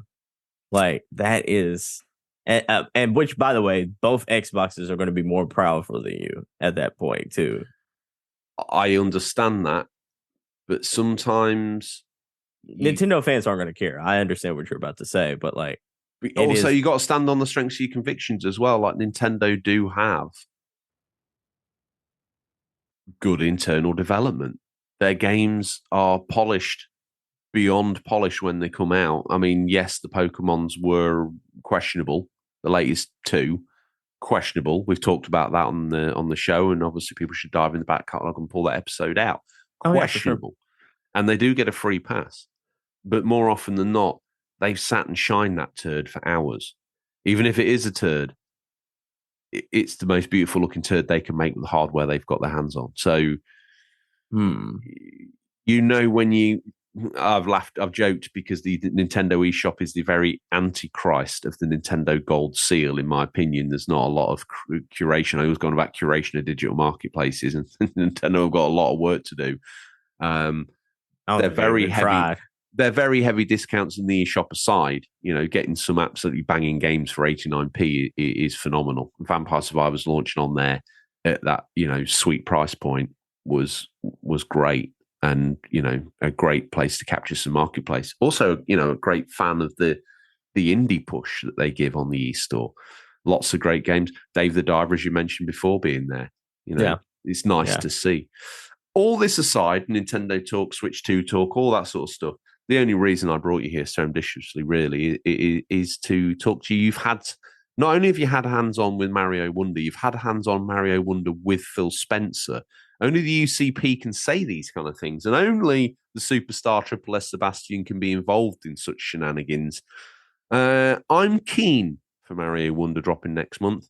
It's probably a little tough because it's got to go up against Spider-Man 2. I still think it's going to do gangbusters and probably a great palate cleanser for such a big different audiences, 3D world game. And even if you've got both systems, just before you go to bed, playing a little bit of Mario Wonder makes sense. Playing Spider-Man on your PlayStation Portal doesn't make sense to me in any way, shape, or form.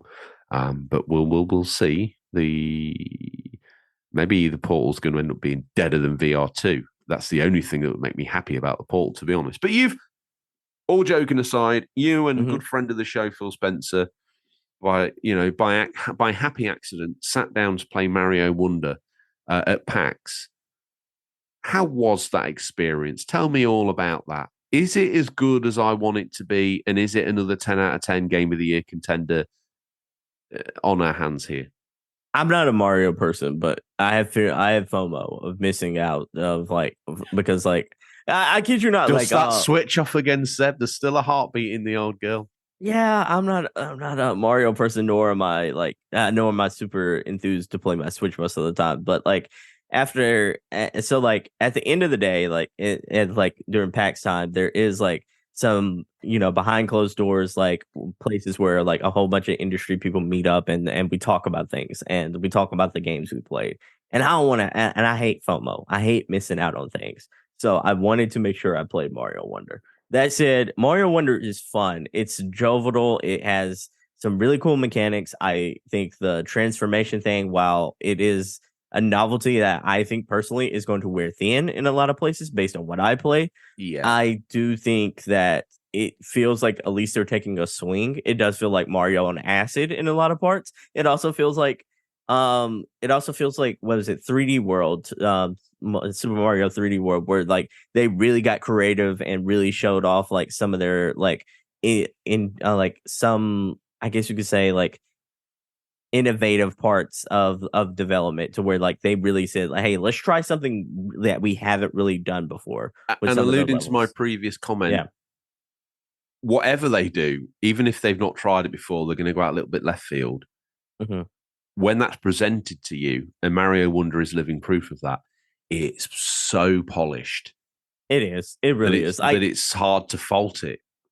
This game feels like it was like I played close to 30 minutes of this game, and it feels like it feels like it can come out today. Like it feels like there was no hiccups. I played several games during PAX and had that embarrassing moment for like where I had to call the developer over and give him the heartbreaking news that like, hey, while I was playing this game, like it crashed on me. I hate to be the bearer of bad news. And then we talked about like how it crashed and different things like that, yada, yada, yada. But like Mario Wonder went smooth. It ran phenomenal. It feels like it ran at 60 FPS. I didn't have a counter there to actually say, hey, this is 60 FPS, but it feels like it did. It feels like my faults with Tears of the Kingdom were not here. Like it feels like a very tight, precise platformer with very fun, jovial like stages. Because I only think I went through 3, if I'm being honest. But like, yeah, all 3 of those had like moments to where they felt unique. They felt like they stood out. And this feels like a 2D Mario game. Did friend of the show, Big Phil Spence, did he enjoy it? I didn't get to talk to him about it. I did get to talk to because low key, like the reason I met him like was because like I was backing up and I happened to back into him. And I happened to back into him.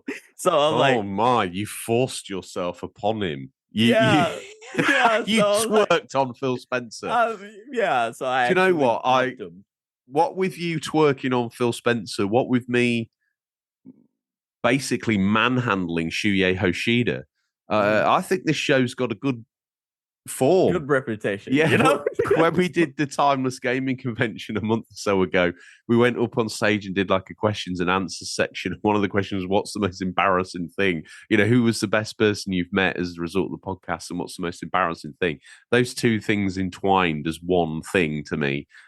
Like, it was amazing to meet the guy. It was also terribly embarrassing to sort of make such an idiot of myself in his presence. But, it's one of those things. So you twerked onto him. I mean, amazing.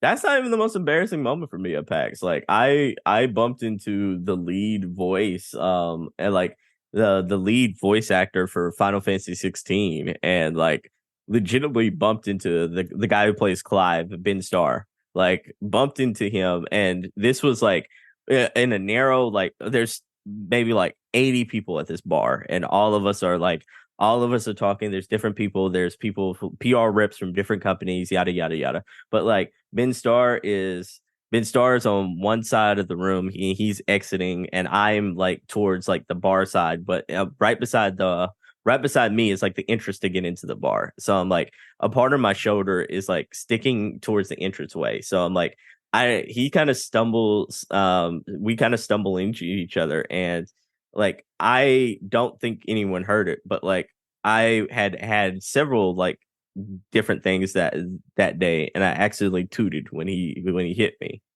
And I accidentally tooted whenever we bumped into each other.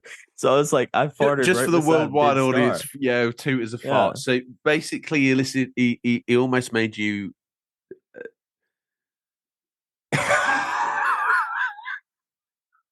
So And you twerked on Phil Spencer, and you basically left a food ghost on this a drive-by. Yeah, I did a drive-by fart like next to him, and I felt so embarrassed, like because yeah, but this is what makes the UCP so great. When we meet these legends of the industry, we don't bow down to them like subservient little doormats. We make complete idiots of ourselves. We live in their memory forever. You will be the story that gets told at that convention. Has anything ever embarrassing happened to you? Yeah. One day I was trying to leave this bar, bumped into this guy. He basically... It was a silent but deadly one, though. So thankfully, no one heard it. Thankfully, no one heard it. But people in that bar now don't know whether he did it or you. Oh, I walked off. Like I walked like completely to the other side of the bar and like pretending to order a drink at that time.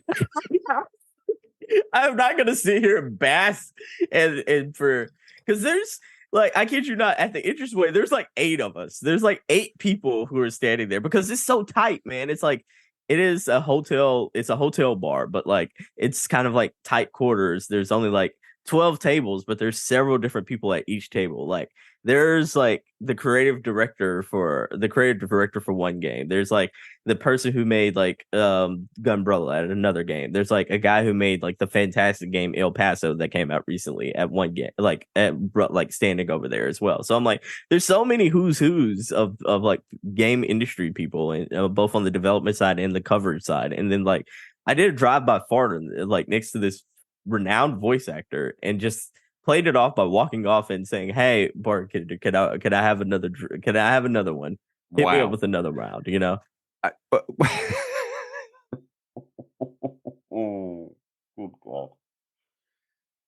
What an absolute legend! And then, like, I saw him walking one direction, like because they had a huge Final Fantasy 16 booth, like, and then like at PAX and such like that. And I saw him taking a picture next to like I can't remember what the giant beast is named, but like one of the giant like beasts you turn into. I saw him like taking a picture there, and then I was walking by and he was walking out of the Final Fantasy 16 booth area. And I was like, "Hey, Ben, like you killed in the Final Fantasy 16." Kept walking, just confident, all the confidence in the world, kept walking, knowing in my mind that I had probably wronged this man the previous day. You basically let him smell what it's like to be in you. I mean, I guess you could say that, but like, yeah, I was embarrassed, man. I was embarrassed. Question: put all this embarrassment to one side. Okay. And I feel for you, I do. But also, while you were there at PAX, you were, and apologies, obviously, you and I live on different ends of the world, and that unfortunately doesn't lend itself sometimes to you ringing me and me being able to answer because I'm in my jimmer jammers. But you were excited because you rang me because you got mobbed by a roaming gang of UCP fans out there. Oh yeah. So we were, shout out to y'all at the y'all fans of the UCP, because like I happened to find a couple of UCP fans, and you know, it was really cool whenever you get stopped and they ask you, "Are you Seb?" And the reason why is because like I was talking to a director about the shows that I do, both the Single Player Experience podcast. You can find it on all your favorite podcast platforms, by the way, everyone. Great show. Yeah, thank you very much. And the UCP podcast. And I was just like, yeah, I also do this very, very popular show, especially in Germany. If you ever go to Germany. And listen, I'll tell you what, I'm giving you an update on the stats recently. I don't think there's a country on God's green earth where we're not doing numbers now. So look, doing absolute gangbuster numbers. And I was like, oh yeah, I also do this UK podcast called the Unofficial Controller Podcast. And one of the dudes who was in line to play, like what was the game? It was like a horror game with a teddy bear. The horror game with a teddy bear. Five Nights at Freddy's. Mm-hmm. Yeah, Five Nights at Freddy's. And they were like, oh my goodness. They were like, "You don't sound like George. Are you Seb?" And I was just like, I am that Seb. Wow. I am that Seb. And I was just like, yeah, they were like, "Oh, absolutely love the show. We came over from the other side of the pond and such like that to check out PAX and such like that. Really big fans of the show. Keep killing it." And wow. So whoever they are, let us know who you are in the Discord. You know, we for that one-on-one meeting with Seb, we want to reward your goodness. Hopefully, he didn't do a silent but deadly on you. If he did, that's your prize. Oh no, not this time. Not this time. But if you're listening, thank you so much for the support. Thank you for making Seb feel loved at PAX. We appreciate that. Your support of the show is unbelievable. Get yourself in the Discord, DM me, whatever it is. We've got a stack of goodies that we want to let you have for showing your love across the world. You called us a UK podcast. I think we're a worldwide podcast. Transatlantic hosting team. Come on. Who else? Yeah, I just called you that because you're based in the UK. This is where the office is. I mean, yeah, it's the home office. You're based in there. It's like it's almost like I would say Gearbox here is based in the Dallas area. I would say Gearbox out of Dallas, you know. Okay. But they're a wild studio. They put out games for the world, but you know, they're based in Dallas. While we all bask here in our reflected glory for a moment, but the only reason we have that glory is because people take the time out week in and week out to listen in, and we love you for it. We love the support. Discord is doing great. We don't mention that now because I think we overpumped it. I think many people fear it. You know, is this too good to be true? So now we play it under the radar now. Like it's the best kept secret, you know? Yeah, only the cool kids go there. So Mario Wonder, hands-on, just to swing things back round to the script. We've gone off track a little bit, but hey, what a great side story that was. That's a water cooler moment, if ever there was one. So, you know, once again, thank you to everyone. Thank you to Big Phil for listening, and obviously the twerk. Normally you have to pay for that, Big Phil. UCP gave it to you for free. Yeah. To smell. I mean, I see your farts being almost smelling of, I don't know, the latest aftershave. I think you actually gave them a present there. I don't know. I ate so many different genres of food. I can see people sort of, if bathwater's for sale, I see your trumps in a jar equally as merchantable, if I'm honest with you. So, you know, get in the Discord. If you want a free jar of Seb samples, we can make that happen. Boy, they're for sale. I don't know who's buying it, but they're for sale. I'm not above selling. I'm not above it. But no, the UCP credit card buys a lot of things. It'll even buy your own gaseous emissions. So I'm all in on this point. Yeah, but I played Mario Wonder. It was really cool. Nintendo Live did a really nice. They were kind of separate from PAX, so you kind of had it was its own kind of thing. But yeah, that was a good game. I played Tekken 8. I played Prince of Persia. I played Persona 5 Tactica. I played Grand Blue Lux Fantasy, Relux Fantasy, whatever it's called, the Grand Blue game that's coming out. So you played Prince of Persia Lost Crown? Yeah, I did. How does that feel? Because obviously it's a little bit different. It is very different. It feels like forever since we had a 2D Prince of Persia game. This feels like a platformer. It kind of like I know it's a platformer, and I know it's not exactly apples to apples, but it kind of feels like retro God of War. Whenever you kind of were running away from the camera a little bit when you were playing. With that, it has some of those elements to it. It also has some of the some Hades elements to it. It also feels a little bit more like hack and slash in a lot of different ways. But the platforming elements are tight. The soundtrack is really cool. It has an urban hip hop feel to it. Meets this epic score. It feels like a game that could easily get a 7 or 8 out of 10 in reviews, but it feels like a back to form for Ubisoft's Prince of Persia series, if that makes sense. Even though it's a 7 out of 10, it still feels like it's a step in the right direction versus what we've been getting from Ubisoft over the last couple of years. Interesting. Yeah. I personally feel like this game could review in certain outlets as 9s because the boss fight where I felt like a Hydra beast was really impressive. It felt like there were really cool stages to the boss. It felt like if you died, it felt like it was more your fault versus the game being cheap just to be difficult and everything like that. But it also felt like the things that you unlock, whether it be the arrows that you shoot, or whether it be the swords, or whether it be some of the abilities you get, all of them feel like they're well thought out and well placed versus a lot of the Ubisoft games that I've played recently, especially with like the Watch Dogs series, especially with Far Cry and such like that, where it kind of feels like content that doesn't really have a nuanced meaning. This feels like it's a very tight 6 to 8 hour experience. And if you love action adventure platformers, this feels like a really cool entry into that genre. Yeah, I think it was any longer than that. I think it probably overstayed its welcome, but that seems to me to be the perfect place. I'm aware that Ray's baying at the gate, and I don't want to keep him here much longer, so we want to try and wrap the news up as quick as we can. But one question I've got for you. Is there anything else that you had hands-on with PAX that sticks in memory, or are you about there now with what you've regaled to us? I mean, Tekken 8's really good. Tekken 8's really good. It's what you could kind of expect from the Tekken series. I don't think it's bringing anything super new to the fighting genre. But like, I had not played a Tekken game in a very long time and really enjoyed myself playing this game.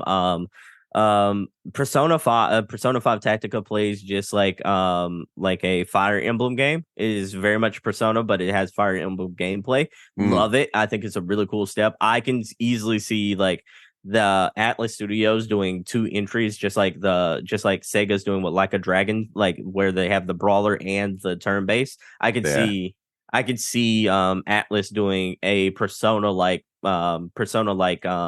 mainline turn based game, but then also doing a same generation Fire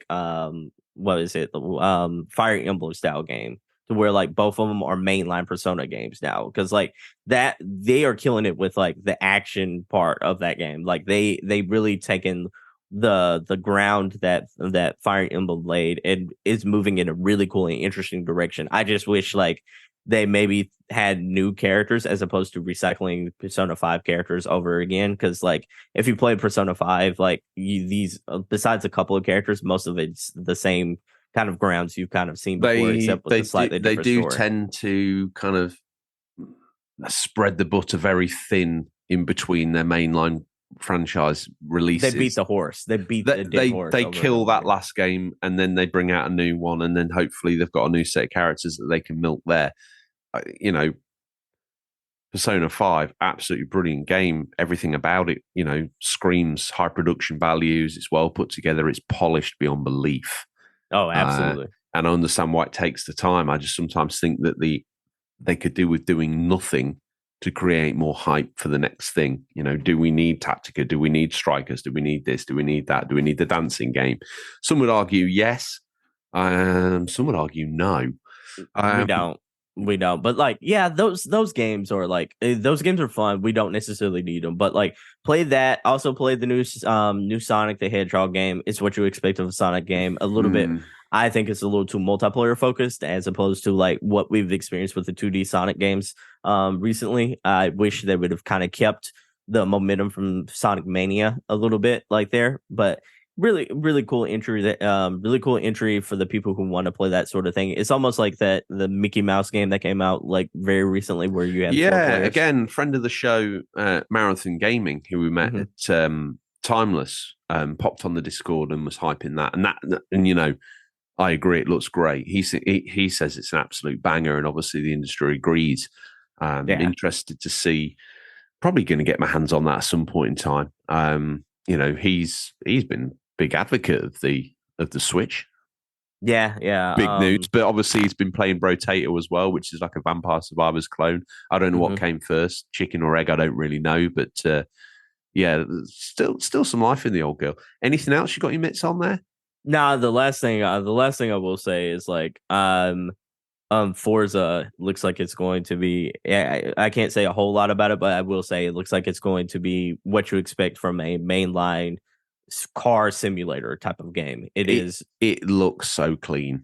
Oh yeah. I think this is going to be the best real racing, like authentic racing simulator game on the planet when it drops. It'll be interesting to see, obviously, when the latest Gran Turismo launched, obviously the racing takes front and center, but there were obviously the ability for the track to accumulate water, the difference, the temperature and different atmospheric heights of the tracks had on the car and the performance.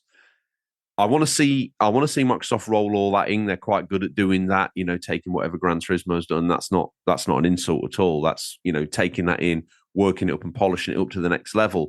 And then for a while Forza is out, it is the definitive driving game until the next Gran Turismo comes out. And then obviously each time they kind of step on each other's shoulders to get higher and higher.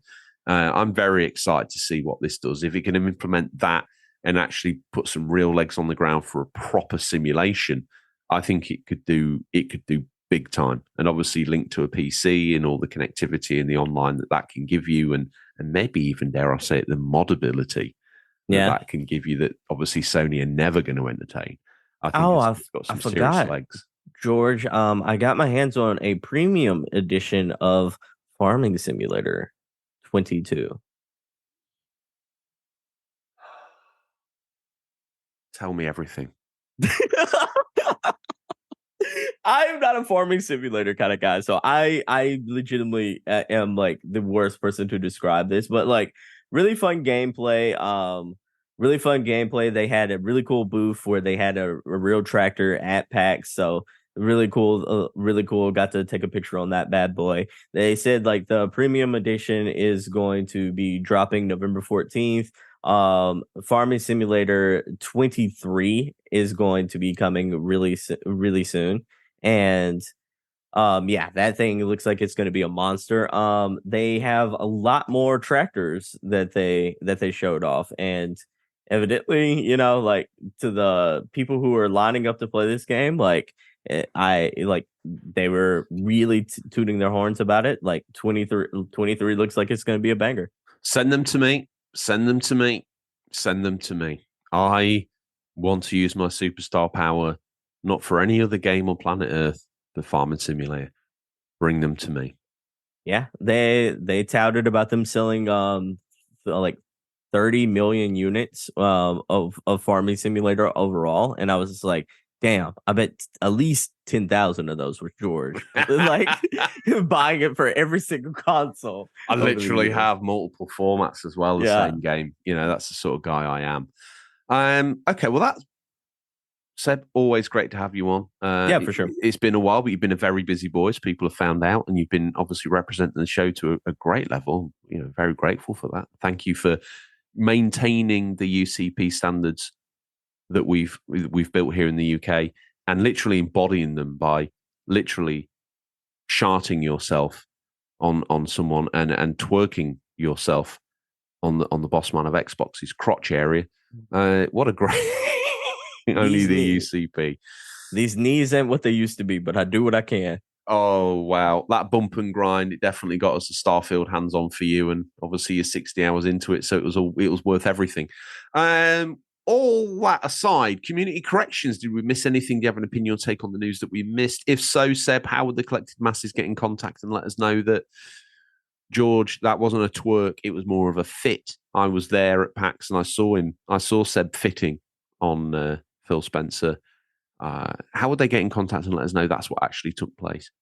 Well, first of all, we don't make mistakes, man. We are on our A game all the time. So like they cannot tell us we make mistakes. But no, alas though. But if you feel like we erred in some type of ways, and you're one of these delusional people, you can hit us up on the single like on the UCP official Discord. You can send us a basically email like questions at unofficialcontrollerpodcast.com. You can DM us on Instagram and Twitter and all that kind of jazz. So like you got several ways you can reach us and tell us we're wrong, but like there's a lot, but we didn't miss anything. We've been doing good.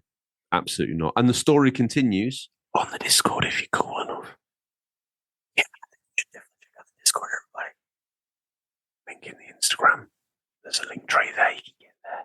It's easy. Just do it. Make new friends. I never said underwear on the Discord.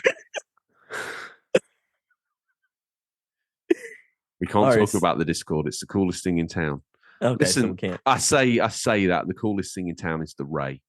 It's time for a peek in what we affectionately call Stingray's boot, what's nestled between some counterfeit nappers and a dodgy copy of Battlefriend this week. These are the new release highlights for weeks September 17th to September the 23rd, 2023. Listeners, these are not digital, physical, or will be by the time this podcast is in your feed, but could be region dependent. Spring stop, whoa, he steps out the car. What am I seeing? I'm seeing Phil Spencer on a pole looking to replicate some of your dance moves, and little Wayne is dressed as the barman. They're offering cut-price drinks in PAX glasses. How are you seeing the gruesome twosome this week? All right, so as always, I'm seeing the Bray as Cowboy Ray. I want a different Ray from you, but I'll take Cowboy Ray again. What's going on with Cowboy Ray? Hold on. Cowboy Ray. Cowboy Ray is sitting on the tractor. He's got, he's been playing Farming Simulator for a very long time now. He decided he wants to live that lifestyle. He sold off his big estate after making it big as a barbecue sauce distributor and everything like that. Ray's sauce. Yeah, Ray's sauce. He sold off his. I want a T-shirt, Bada Bingster, if you're listening. T-shirt, bottle of sauce. It's Ray's sauce. It's kind of secretly spicy. We don't know what's in it. It's probably illicit, to be fair. But there you go. What? Cowboy Ray's got on just overalls. There's nothing underneath the overalls and everything like that. He's doesn't even have his cowboy boots on right now. He's just got his toes out in the wind and just toes out in the wind and everything like that. And around his neck, he's got a chain, just a big chain and everything like that. Very reminiscent of Flavor Flav's old chain, but instead of a clock, he's got a video game controller, like right there. And he's got some glasses on. It should be sunglasses, but unfortunately one of the lenses fell out, so it looks like he has a monocle. One of the moves, so it looks like he has a monocle. Wow, but that's how I'm seeing the Ray this week. Riding the tractor. Okay, well let's not keep him hanging around. Let me dive in. I'm pulling this out. Lives of P, PC, PS5, Xbox Series X, PS4, Xbox One, September 19th. Lives of P, previewing well, is a thrilling Souls-like that takes the story of Pinocchio, turns it on its head, and sets it against the darkly elegant backdrop of the Belle Epoque era. Previewing well, some nothing. Reviewing well right now because it has the exact same score right now across multiple platforms as Starfield. Such a packed year, such a packed roster. How do you pick out which games to play? Listeners, we will help you with that as best as we can. But Lives of P looking to be another game that's going to dominate a hell of a lot of your time. What's next out the bin? Mortal Kombat. Wow, channeling his inner Dave Bautista. What format's that coming out on? It's coming out on PC, PS5, Xbox Series X, and the Switch. I don't know how. Great game to take on the go, baby. September 19th. I can't believe they got this there.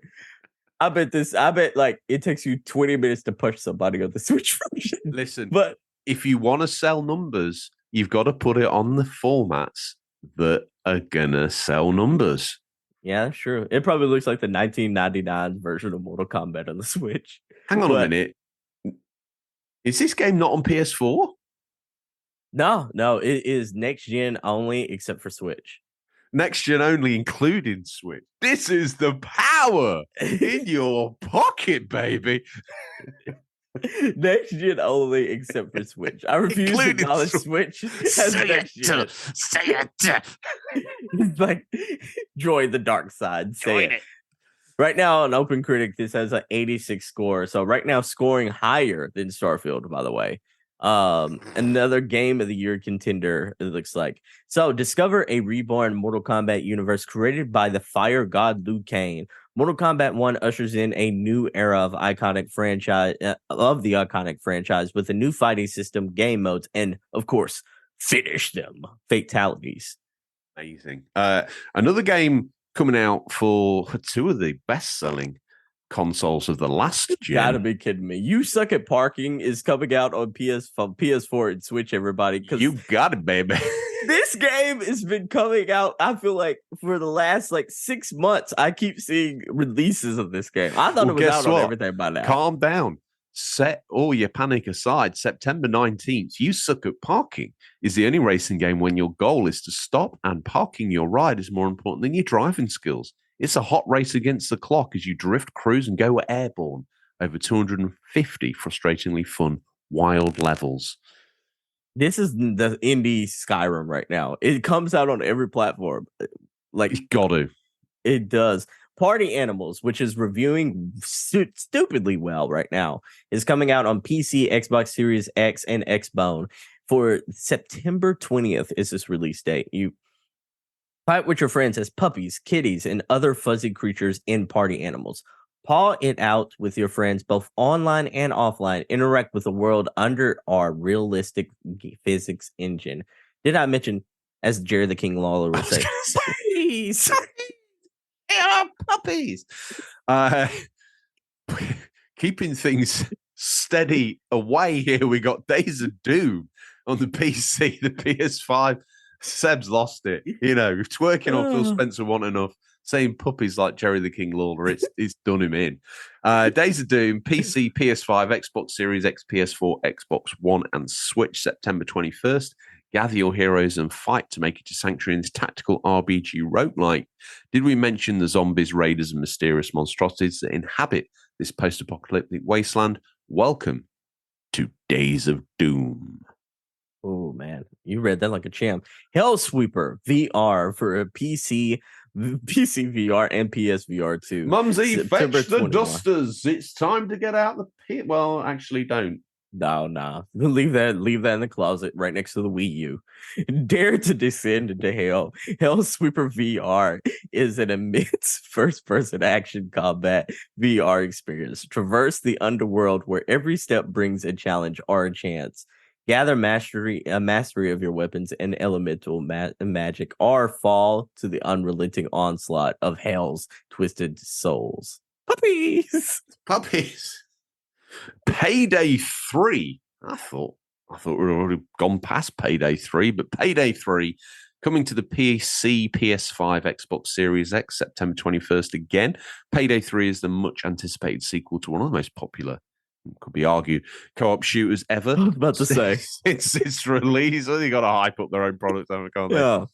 Payday players have been reveling in the thrill of a perfectly planned and executed heist. That's what makes Payday a high-octane co-op FPS experience without equal. I was about to say, I think Payday 3 misspelled Left 4 Dead. It's like the highest of the most popular co-op. There's going to be some metric of measure where they can say that's the case. Yeah, for sure. Super Adventure Hand, PC and Switch, September 21st. Is my mummy BTW. I don't know what this is. Hands down, the most adventurous and handsome hand in the world. You play as a hand in a gripping hand adventure. Oh, that's so corny. I love it. Where you single-handedly face dangerous obstacles and defeat a handful of evil feet. It looks insane. You literally play a hand, and I've seen it. It looks good, to be fair. I like don't the Super know. Smash Brothers hand? See if you can get a code for this. You're like Thing from Addams Family, but you fill the screen. Your character fills the screen, and there's these evil-looking feet just hovering in the background. I don't know what's going on there, but it looks fun. It looks crazy.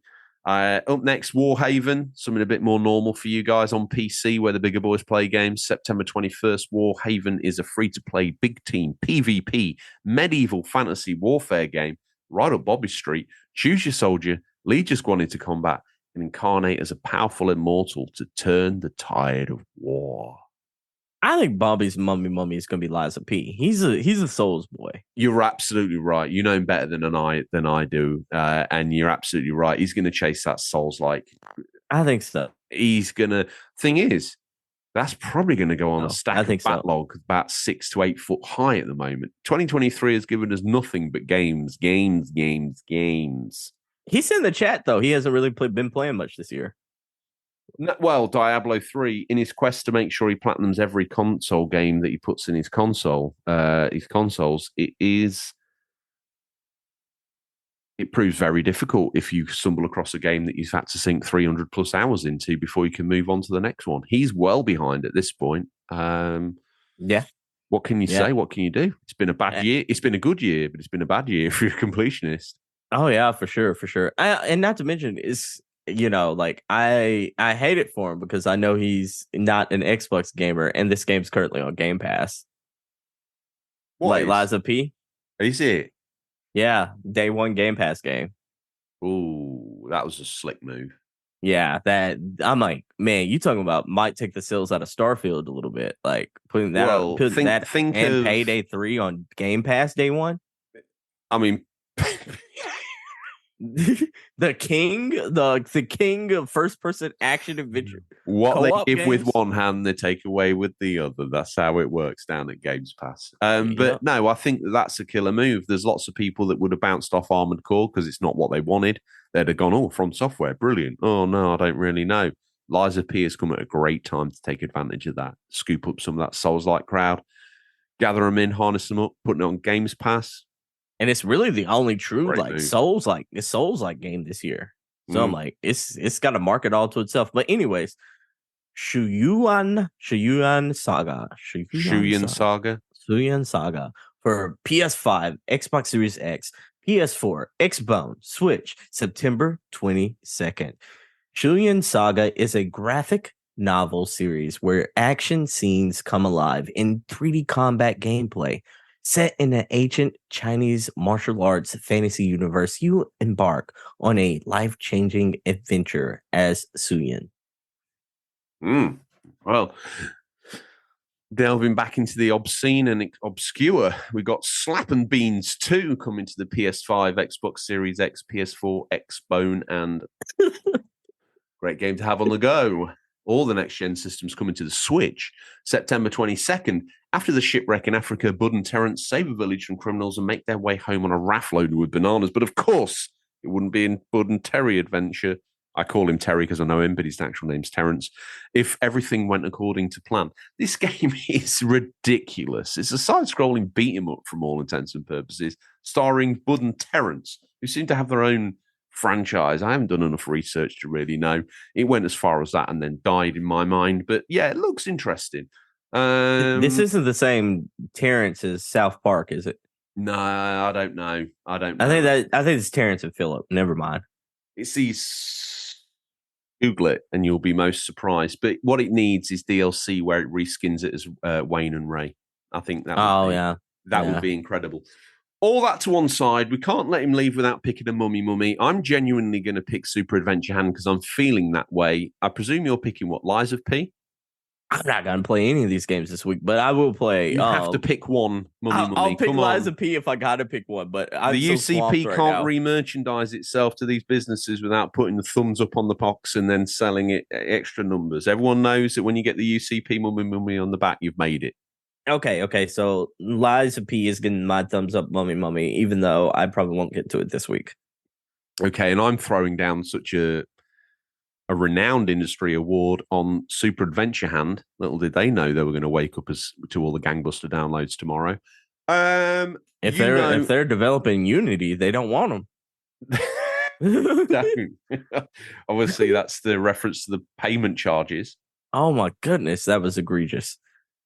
Well, you got to pay the bills. Before we let Ray go, you need to pick a retro VHS, or a film that you might want to recommend this week. What you got? I'm gonna do Scooby-Dooby-Doo. Let's see, Scooby-Doo. But which Scooby-Doo am I gonna do? Am I going to do the John Cena one? Oh, that was terrible, though. None of them are good. What was it? Scooby-Doo, which was the Hex Witches.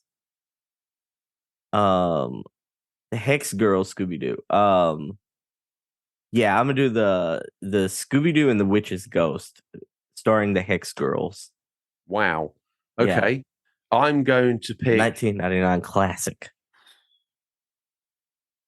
I'm going to pick the X-Files. I take it back. No, that's trash. I'm picking Good Burger, home of the Good Burger. Can I take your order? I think you've had that before, but I'll let you have it again. Damn it! I'm doing No. You can have it. You're having it. Okay. All that said and done, I turn around. Sting and Ray have gone. Sting and Wayne have gone. All that's left on the floor is a knockoff copy of one of your farts in a jar. Looks like Sting's trying to make money off the back of the UCP merch. He's doing unofficial merch. The world between reality and the UCP universe is blurred. I don't know if the unofficial merch is the official unofficial merch anymore, or whether the unofficial unofficial merch is the official merch. Indeed.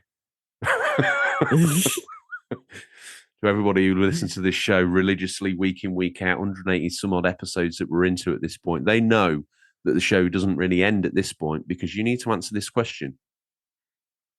What are you hoping to play?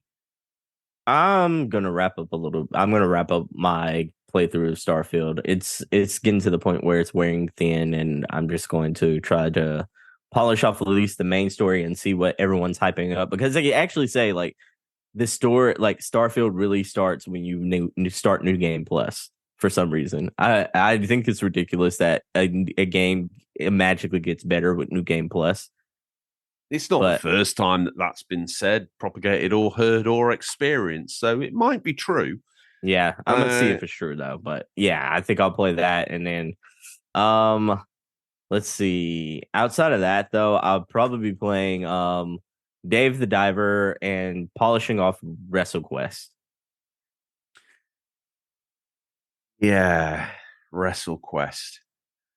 I've been tempted so many times to get that, but I'm kind of holding off. I want to see it in the sale. If it's in the sale, then I might have a grab. But at the moment, I don't know. Are you in the mood for a long-term based RPG? Not really. I bounced off Sea of Stars for that reason. I just started it. I appreciated it, but I thought I haven't got time with everything else I've got going on to give this the airtime it deserves. Obviously, it was included on the PS Plus Premium or whatever it was for free. Started it and thought immediately was completely overwhelmed by its size and depth. Thought, I'm going to have to come back to this. Yeah, you need that type of game in a handheld.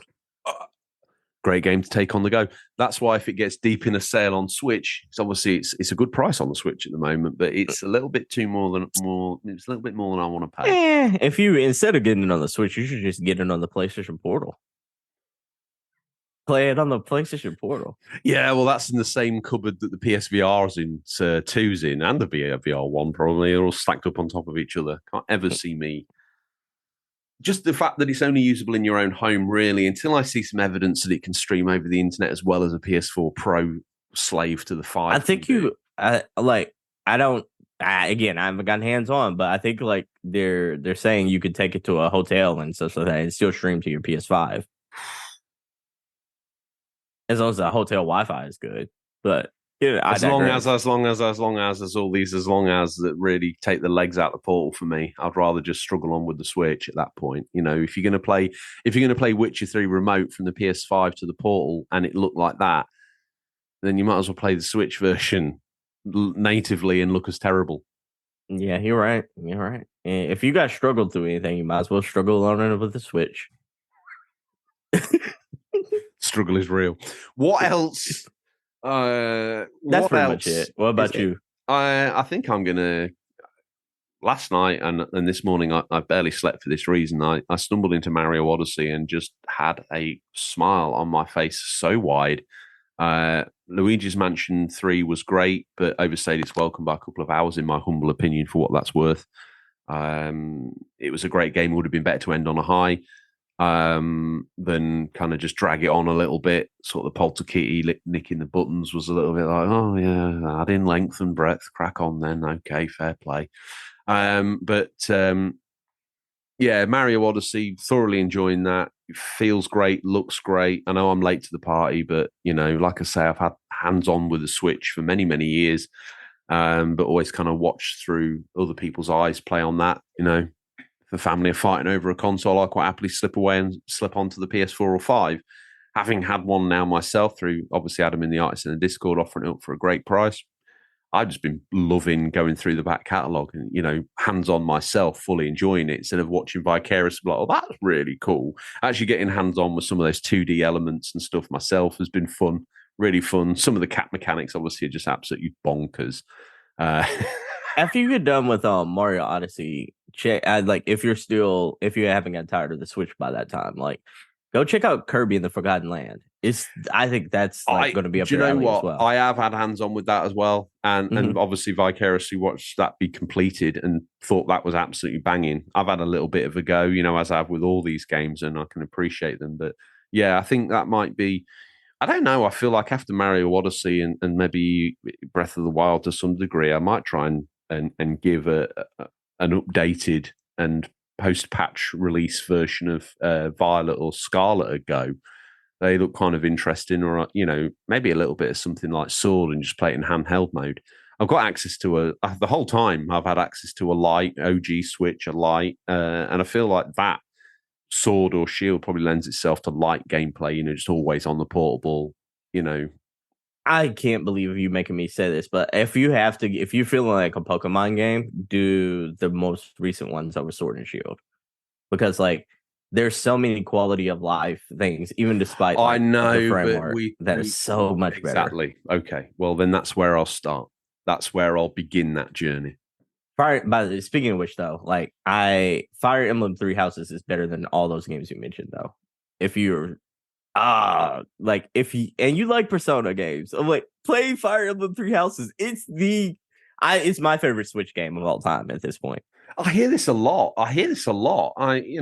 Okay. I'll add it to my list of games I need to pick up to have on the go. Okay, that's where I'm at. Yeah. Just give it a try, because I think you'll actually fall in love with a lot of these characters versus I think the game mechanics is what you fall in love with all the other games you're playing right now, more so than the charm of it, more so than the nuanced story and falling in love with characters that you get in the Fire Emblem Persona side of the fence. Okay. Right. Well, that probably draws us to an end. Obviously, if they want to check us out, they can go to the Instagram, they can go to the Twitter, they can go to the Discord, they can go all those places. They can email us directly if they want to. Obviously, you're a big part of the UCP family, but you do have your own little side hustle. Where can they find that, and what is it? Yeah, man, you can find it. It's called the Single Player Experience Podcast. It's the premier podcast for single player gamers to find about good single player games to play. We got all sorts of news coming out of PAX. We got all sorts of interviews coming up. We've been talking to some people. We got a series coming up where we're talking to a couple of people from a little studio called Insomniac. We got a little bit of things here and there going on, and some other cool podcasters are joining us in the upcoming episode. So definitely go check that out. You can find it on all your favorite podcast platforms. It is called the Single Player Experience Podcast. George, where can they find you, man? They can find me in all the usual places, obviously, that the show resides. I'm there or there in the background, lurking around like one of your silent but deadlies. Probably don't say a lot, but I'm definitely reading everything people put, and, very proud of the crown jewel, which is the show's community, if I'm absolutely honest with you. We've got some great things coming up here in the UK as well. Obviously, off air, we talked about trying to get you and Bobby over, because we've got an exclusive evening night of gaming at Format in Manchester. I think some big studios coming down for that. Previously, Sony, Ubisoft been involved. It's a night out for gamers in a bar where you get your hands on with all the latest tech and games. So great to be invited to that. Very, very grateful. Obviously, it's also a little bit of a informal affair. So if you're a fan of the show, come along, meet us. We're not going to be trapped behind a booth table. Certainly not someone who's going to charge you for an autograph, if such a thing is something that you'd want, unless the only thing you want to do is assume my identity. Then use the autograph provided. But that'll be fun. Discounted tickets for listeners of the show available. And I'm also going to we're giving away 2 free tickets for a competition that we've yet to work out what that's going to be, but stay tuned to find out how that's going to go. We've got a host of guests ourselves coming up over the next few months, which is exciting. Talks in the works with Sandeep Rai of the PS3 and Vita books recently. I'm still waiting for my PS3 book to land, but very exciting stuff. So we need to tap him back up, but we've got some really good stuff going on. And yeah, generally just some really cool things happening. Hopefully we can roll that into something equally as amazing next year in terms of meeting people in real life. Obviously, you've had that wonderful experience at PAX, and we have at Timeless and OLL, which was wonderful for us and made a whole host of new fans. So yeah, it's exciting times for the show, and it's a good time to get on board if you just stumbled across us A lot of new listeners off the back of the Starfield episode. So welcome to the team, everybody. Welcome to all the new listeners that we've picked up from Sweden after the Bitwave Games interview. Seem to be doing, for some reason, still doing gangbuster in the charts in Germany, Kenya of all places, the Netherlands, been peaking in the UK charts as usual, popped a head up in the US charts. It's a big country, and obviously my accent is probably an acquired taste, probably don't even know what I'm saying half the time, but that's why you're here to translate for me, Seb. So just thank you to everybody, new and old. If you are new and you're thinking, oh, what's going on, get into the back catalogue. There's a documentary episodes from season 1 and 2 where we dig into the history of each individual console, new and old. Lots of retrospectives on gaming franchises and series. And obviously, all the hosts of the show, somewhere you can find us on Instagram. You can definitely engage with us on the Discord. So that's Bobby and RGT. What more can we say? Each and every week, we give you a little bit of something to listen to. You can't really say much fairer than that. We're committed to a hell of a schedule to make sure every single Monday you wake up and you've got something to get you through your working week. That's what we're about, Seb. Yeah, oh, for sure. Before we go, though, I do have 2 things I want to shout out real quick. Shout out to all the people who are playing the Fantasy League for the Unofficial Controller podcast. Definitely. That's been a fun competition to watch from the sidelines. Oh, yeah. The Mikey Wrestling's Fat Zangrief. You got Roast Space Monk. You got Monkery. You got Bada Binksta himself, the legend. And Luigi. Yep. So right now, I thought I was dead in the water a couple of weeks ago because I was in what I think want to say 5th or 6th place. We only have 6 people. I was in like 5th or 6th place. Over the last couple of weeks, all my games have started to finally come out. They finally dropped. I have went from 5th to 6th place to currently being in 3rd place. Ooh. I am, and I'm currently projected, though, if all my games hit, to jump up to 2nd place. But the 1st place projection is only a 1 point ahead of me if all things happen according to projections. So this is fun. So what I will say to everyone, do not give up hope no matter what position you're in, because the fall is now officially launching and a lot of these games are coming out. That's it. Keep making moves. Don't forget, give up. They're fighting for the opportunity to be on an episode of the UCP and join us as one of the mainline entries of the bigger boys draft between you, RGT, and I. And then they get to be involved and probably embarrass me on a very public format about my lack of knowledge of games. So it'd be cool to have them on. If that's been a Life of Firm experience, you've got yourself into the 6 people. You don't count, Seb, because you're already on the show. And you will be needed. Sure. Statistician, you'll be needed on draft day to give us the backstory of each and every game that we're talking about, propping and pumping and selecting in our portfolio. You can ridicule me for picking MLB. You can ridicule me for picking Farming Simulator. You can ridicule me for picking Princess Peach. Graphic was like this year was what was it? Tears of the Kingdom, and it did gangbusters for you. But yeah, it's a very close knit race, everyone. Thank you for your participation. I can't wait to see how this finishes up, because it legitimately looks like it's going to come to a photo finish between maybe even all 6 of us. Like, it is that close in the race right now. Like, definitely keep your eyes out for that. And before we go, I do want to invite the community at the UCP. I have been given leeway by 2 PR companies to do some code giveaways. Yay! Games. So if you want to win some of these dope games from some of these companies and such like that, you can either hit me up in the Discord server for the UCP. It's another reason why you should join the Discord server for the UCP. I'll give you all the details on how you can win those codes. We have several that we're giving out for several different varieties of games and such like that. So yeah, I'm doing a free code giveaway. Would love for y'all to be a part of it. We're free codes everywhere at the minute. Last month's Discord winner won some codes for some games, which is great. Obviously, we've got some more codes coming up.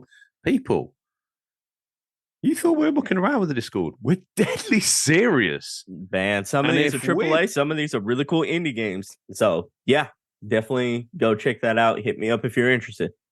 Excellent stuff. Thank you, Seb.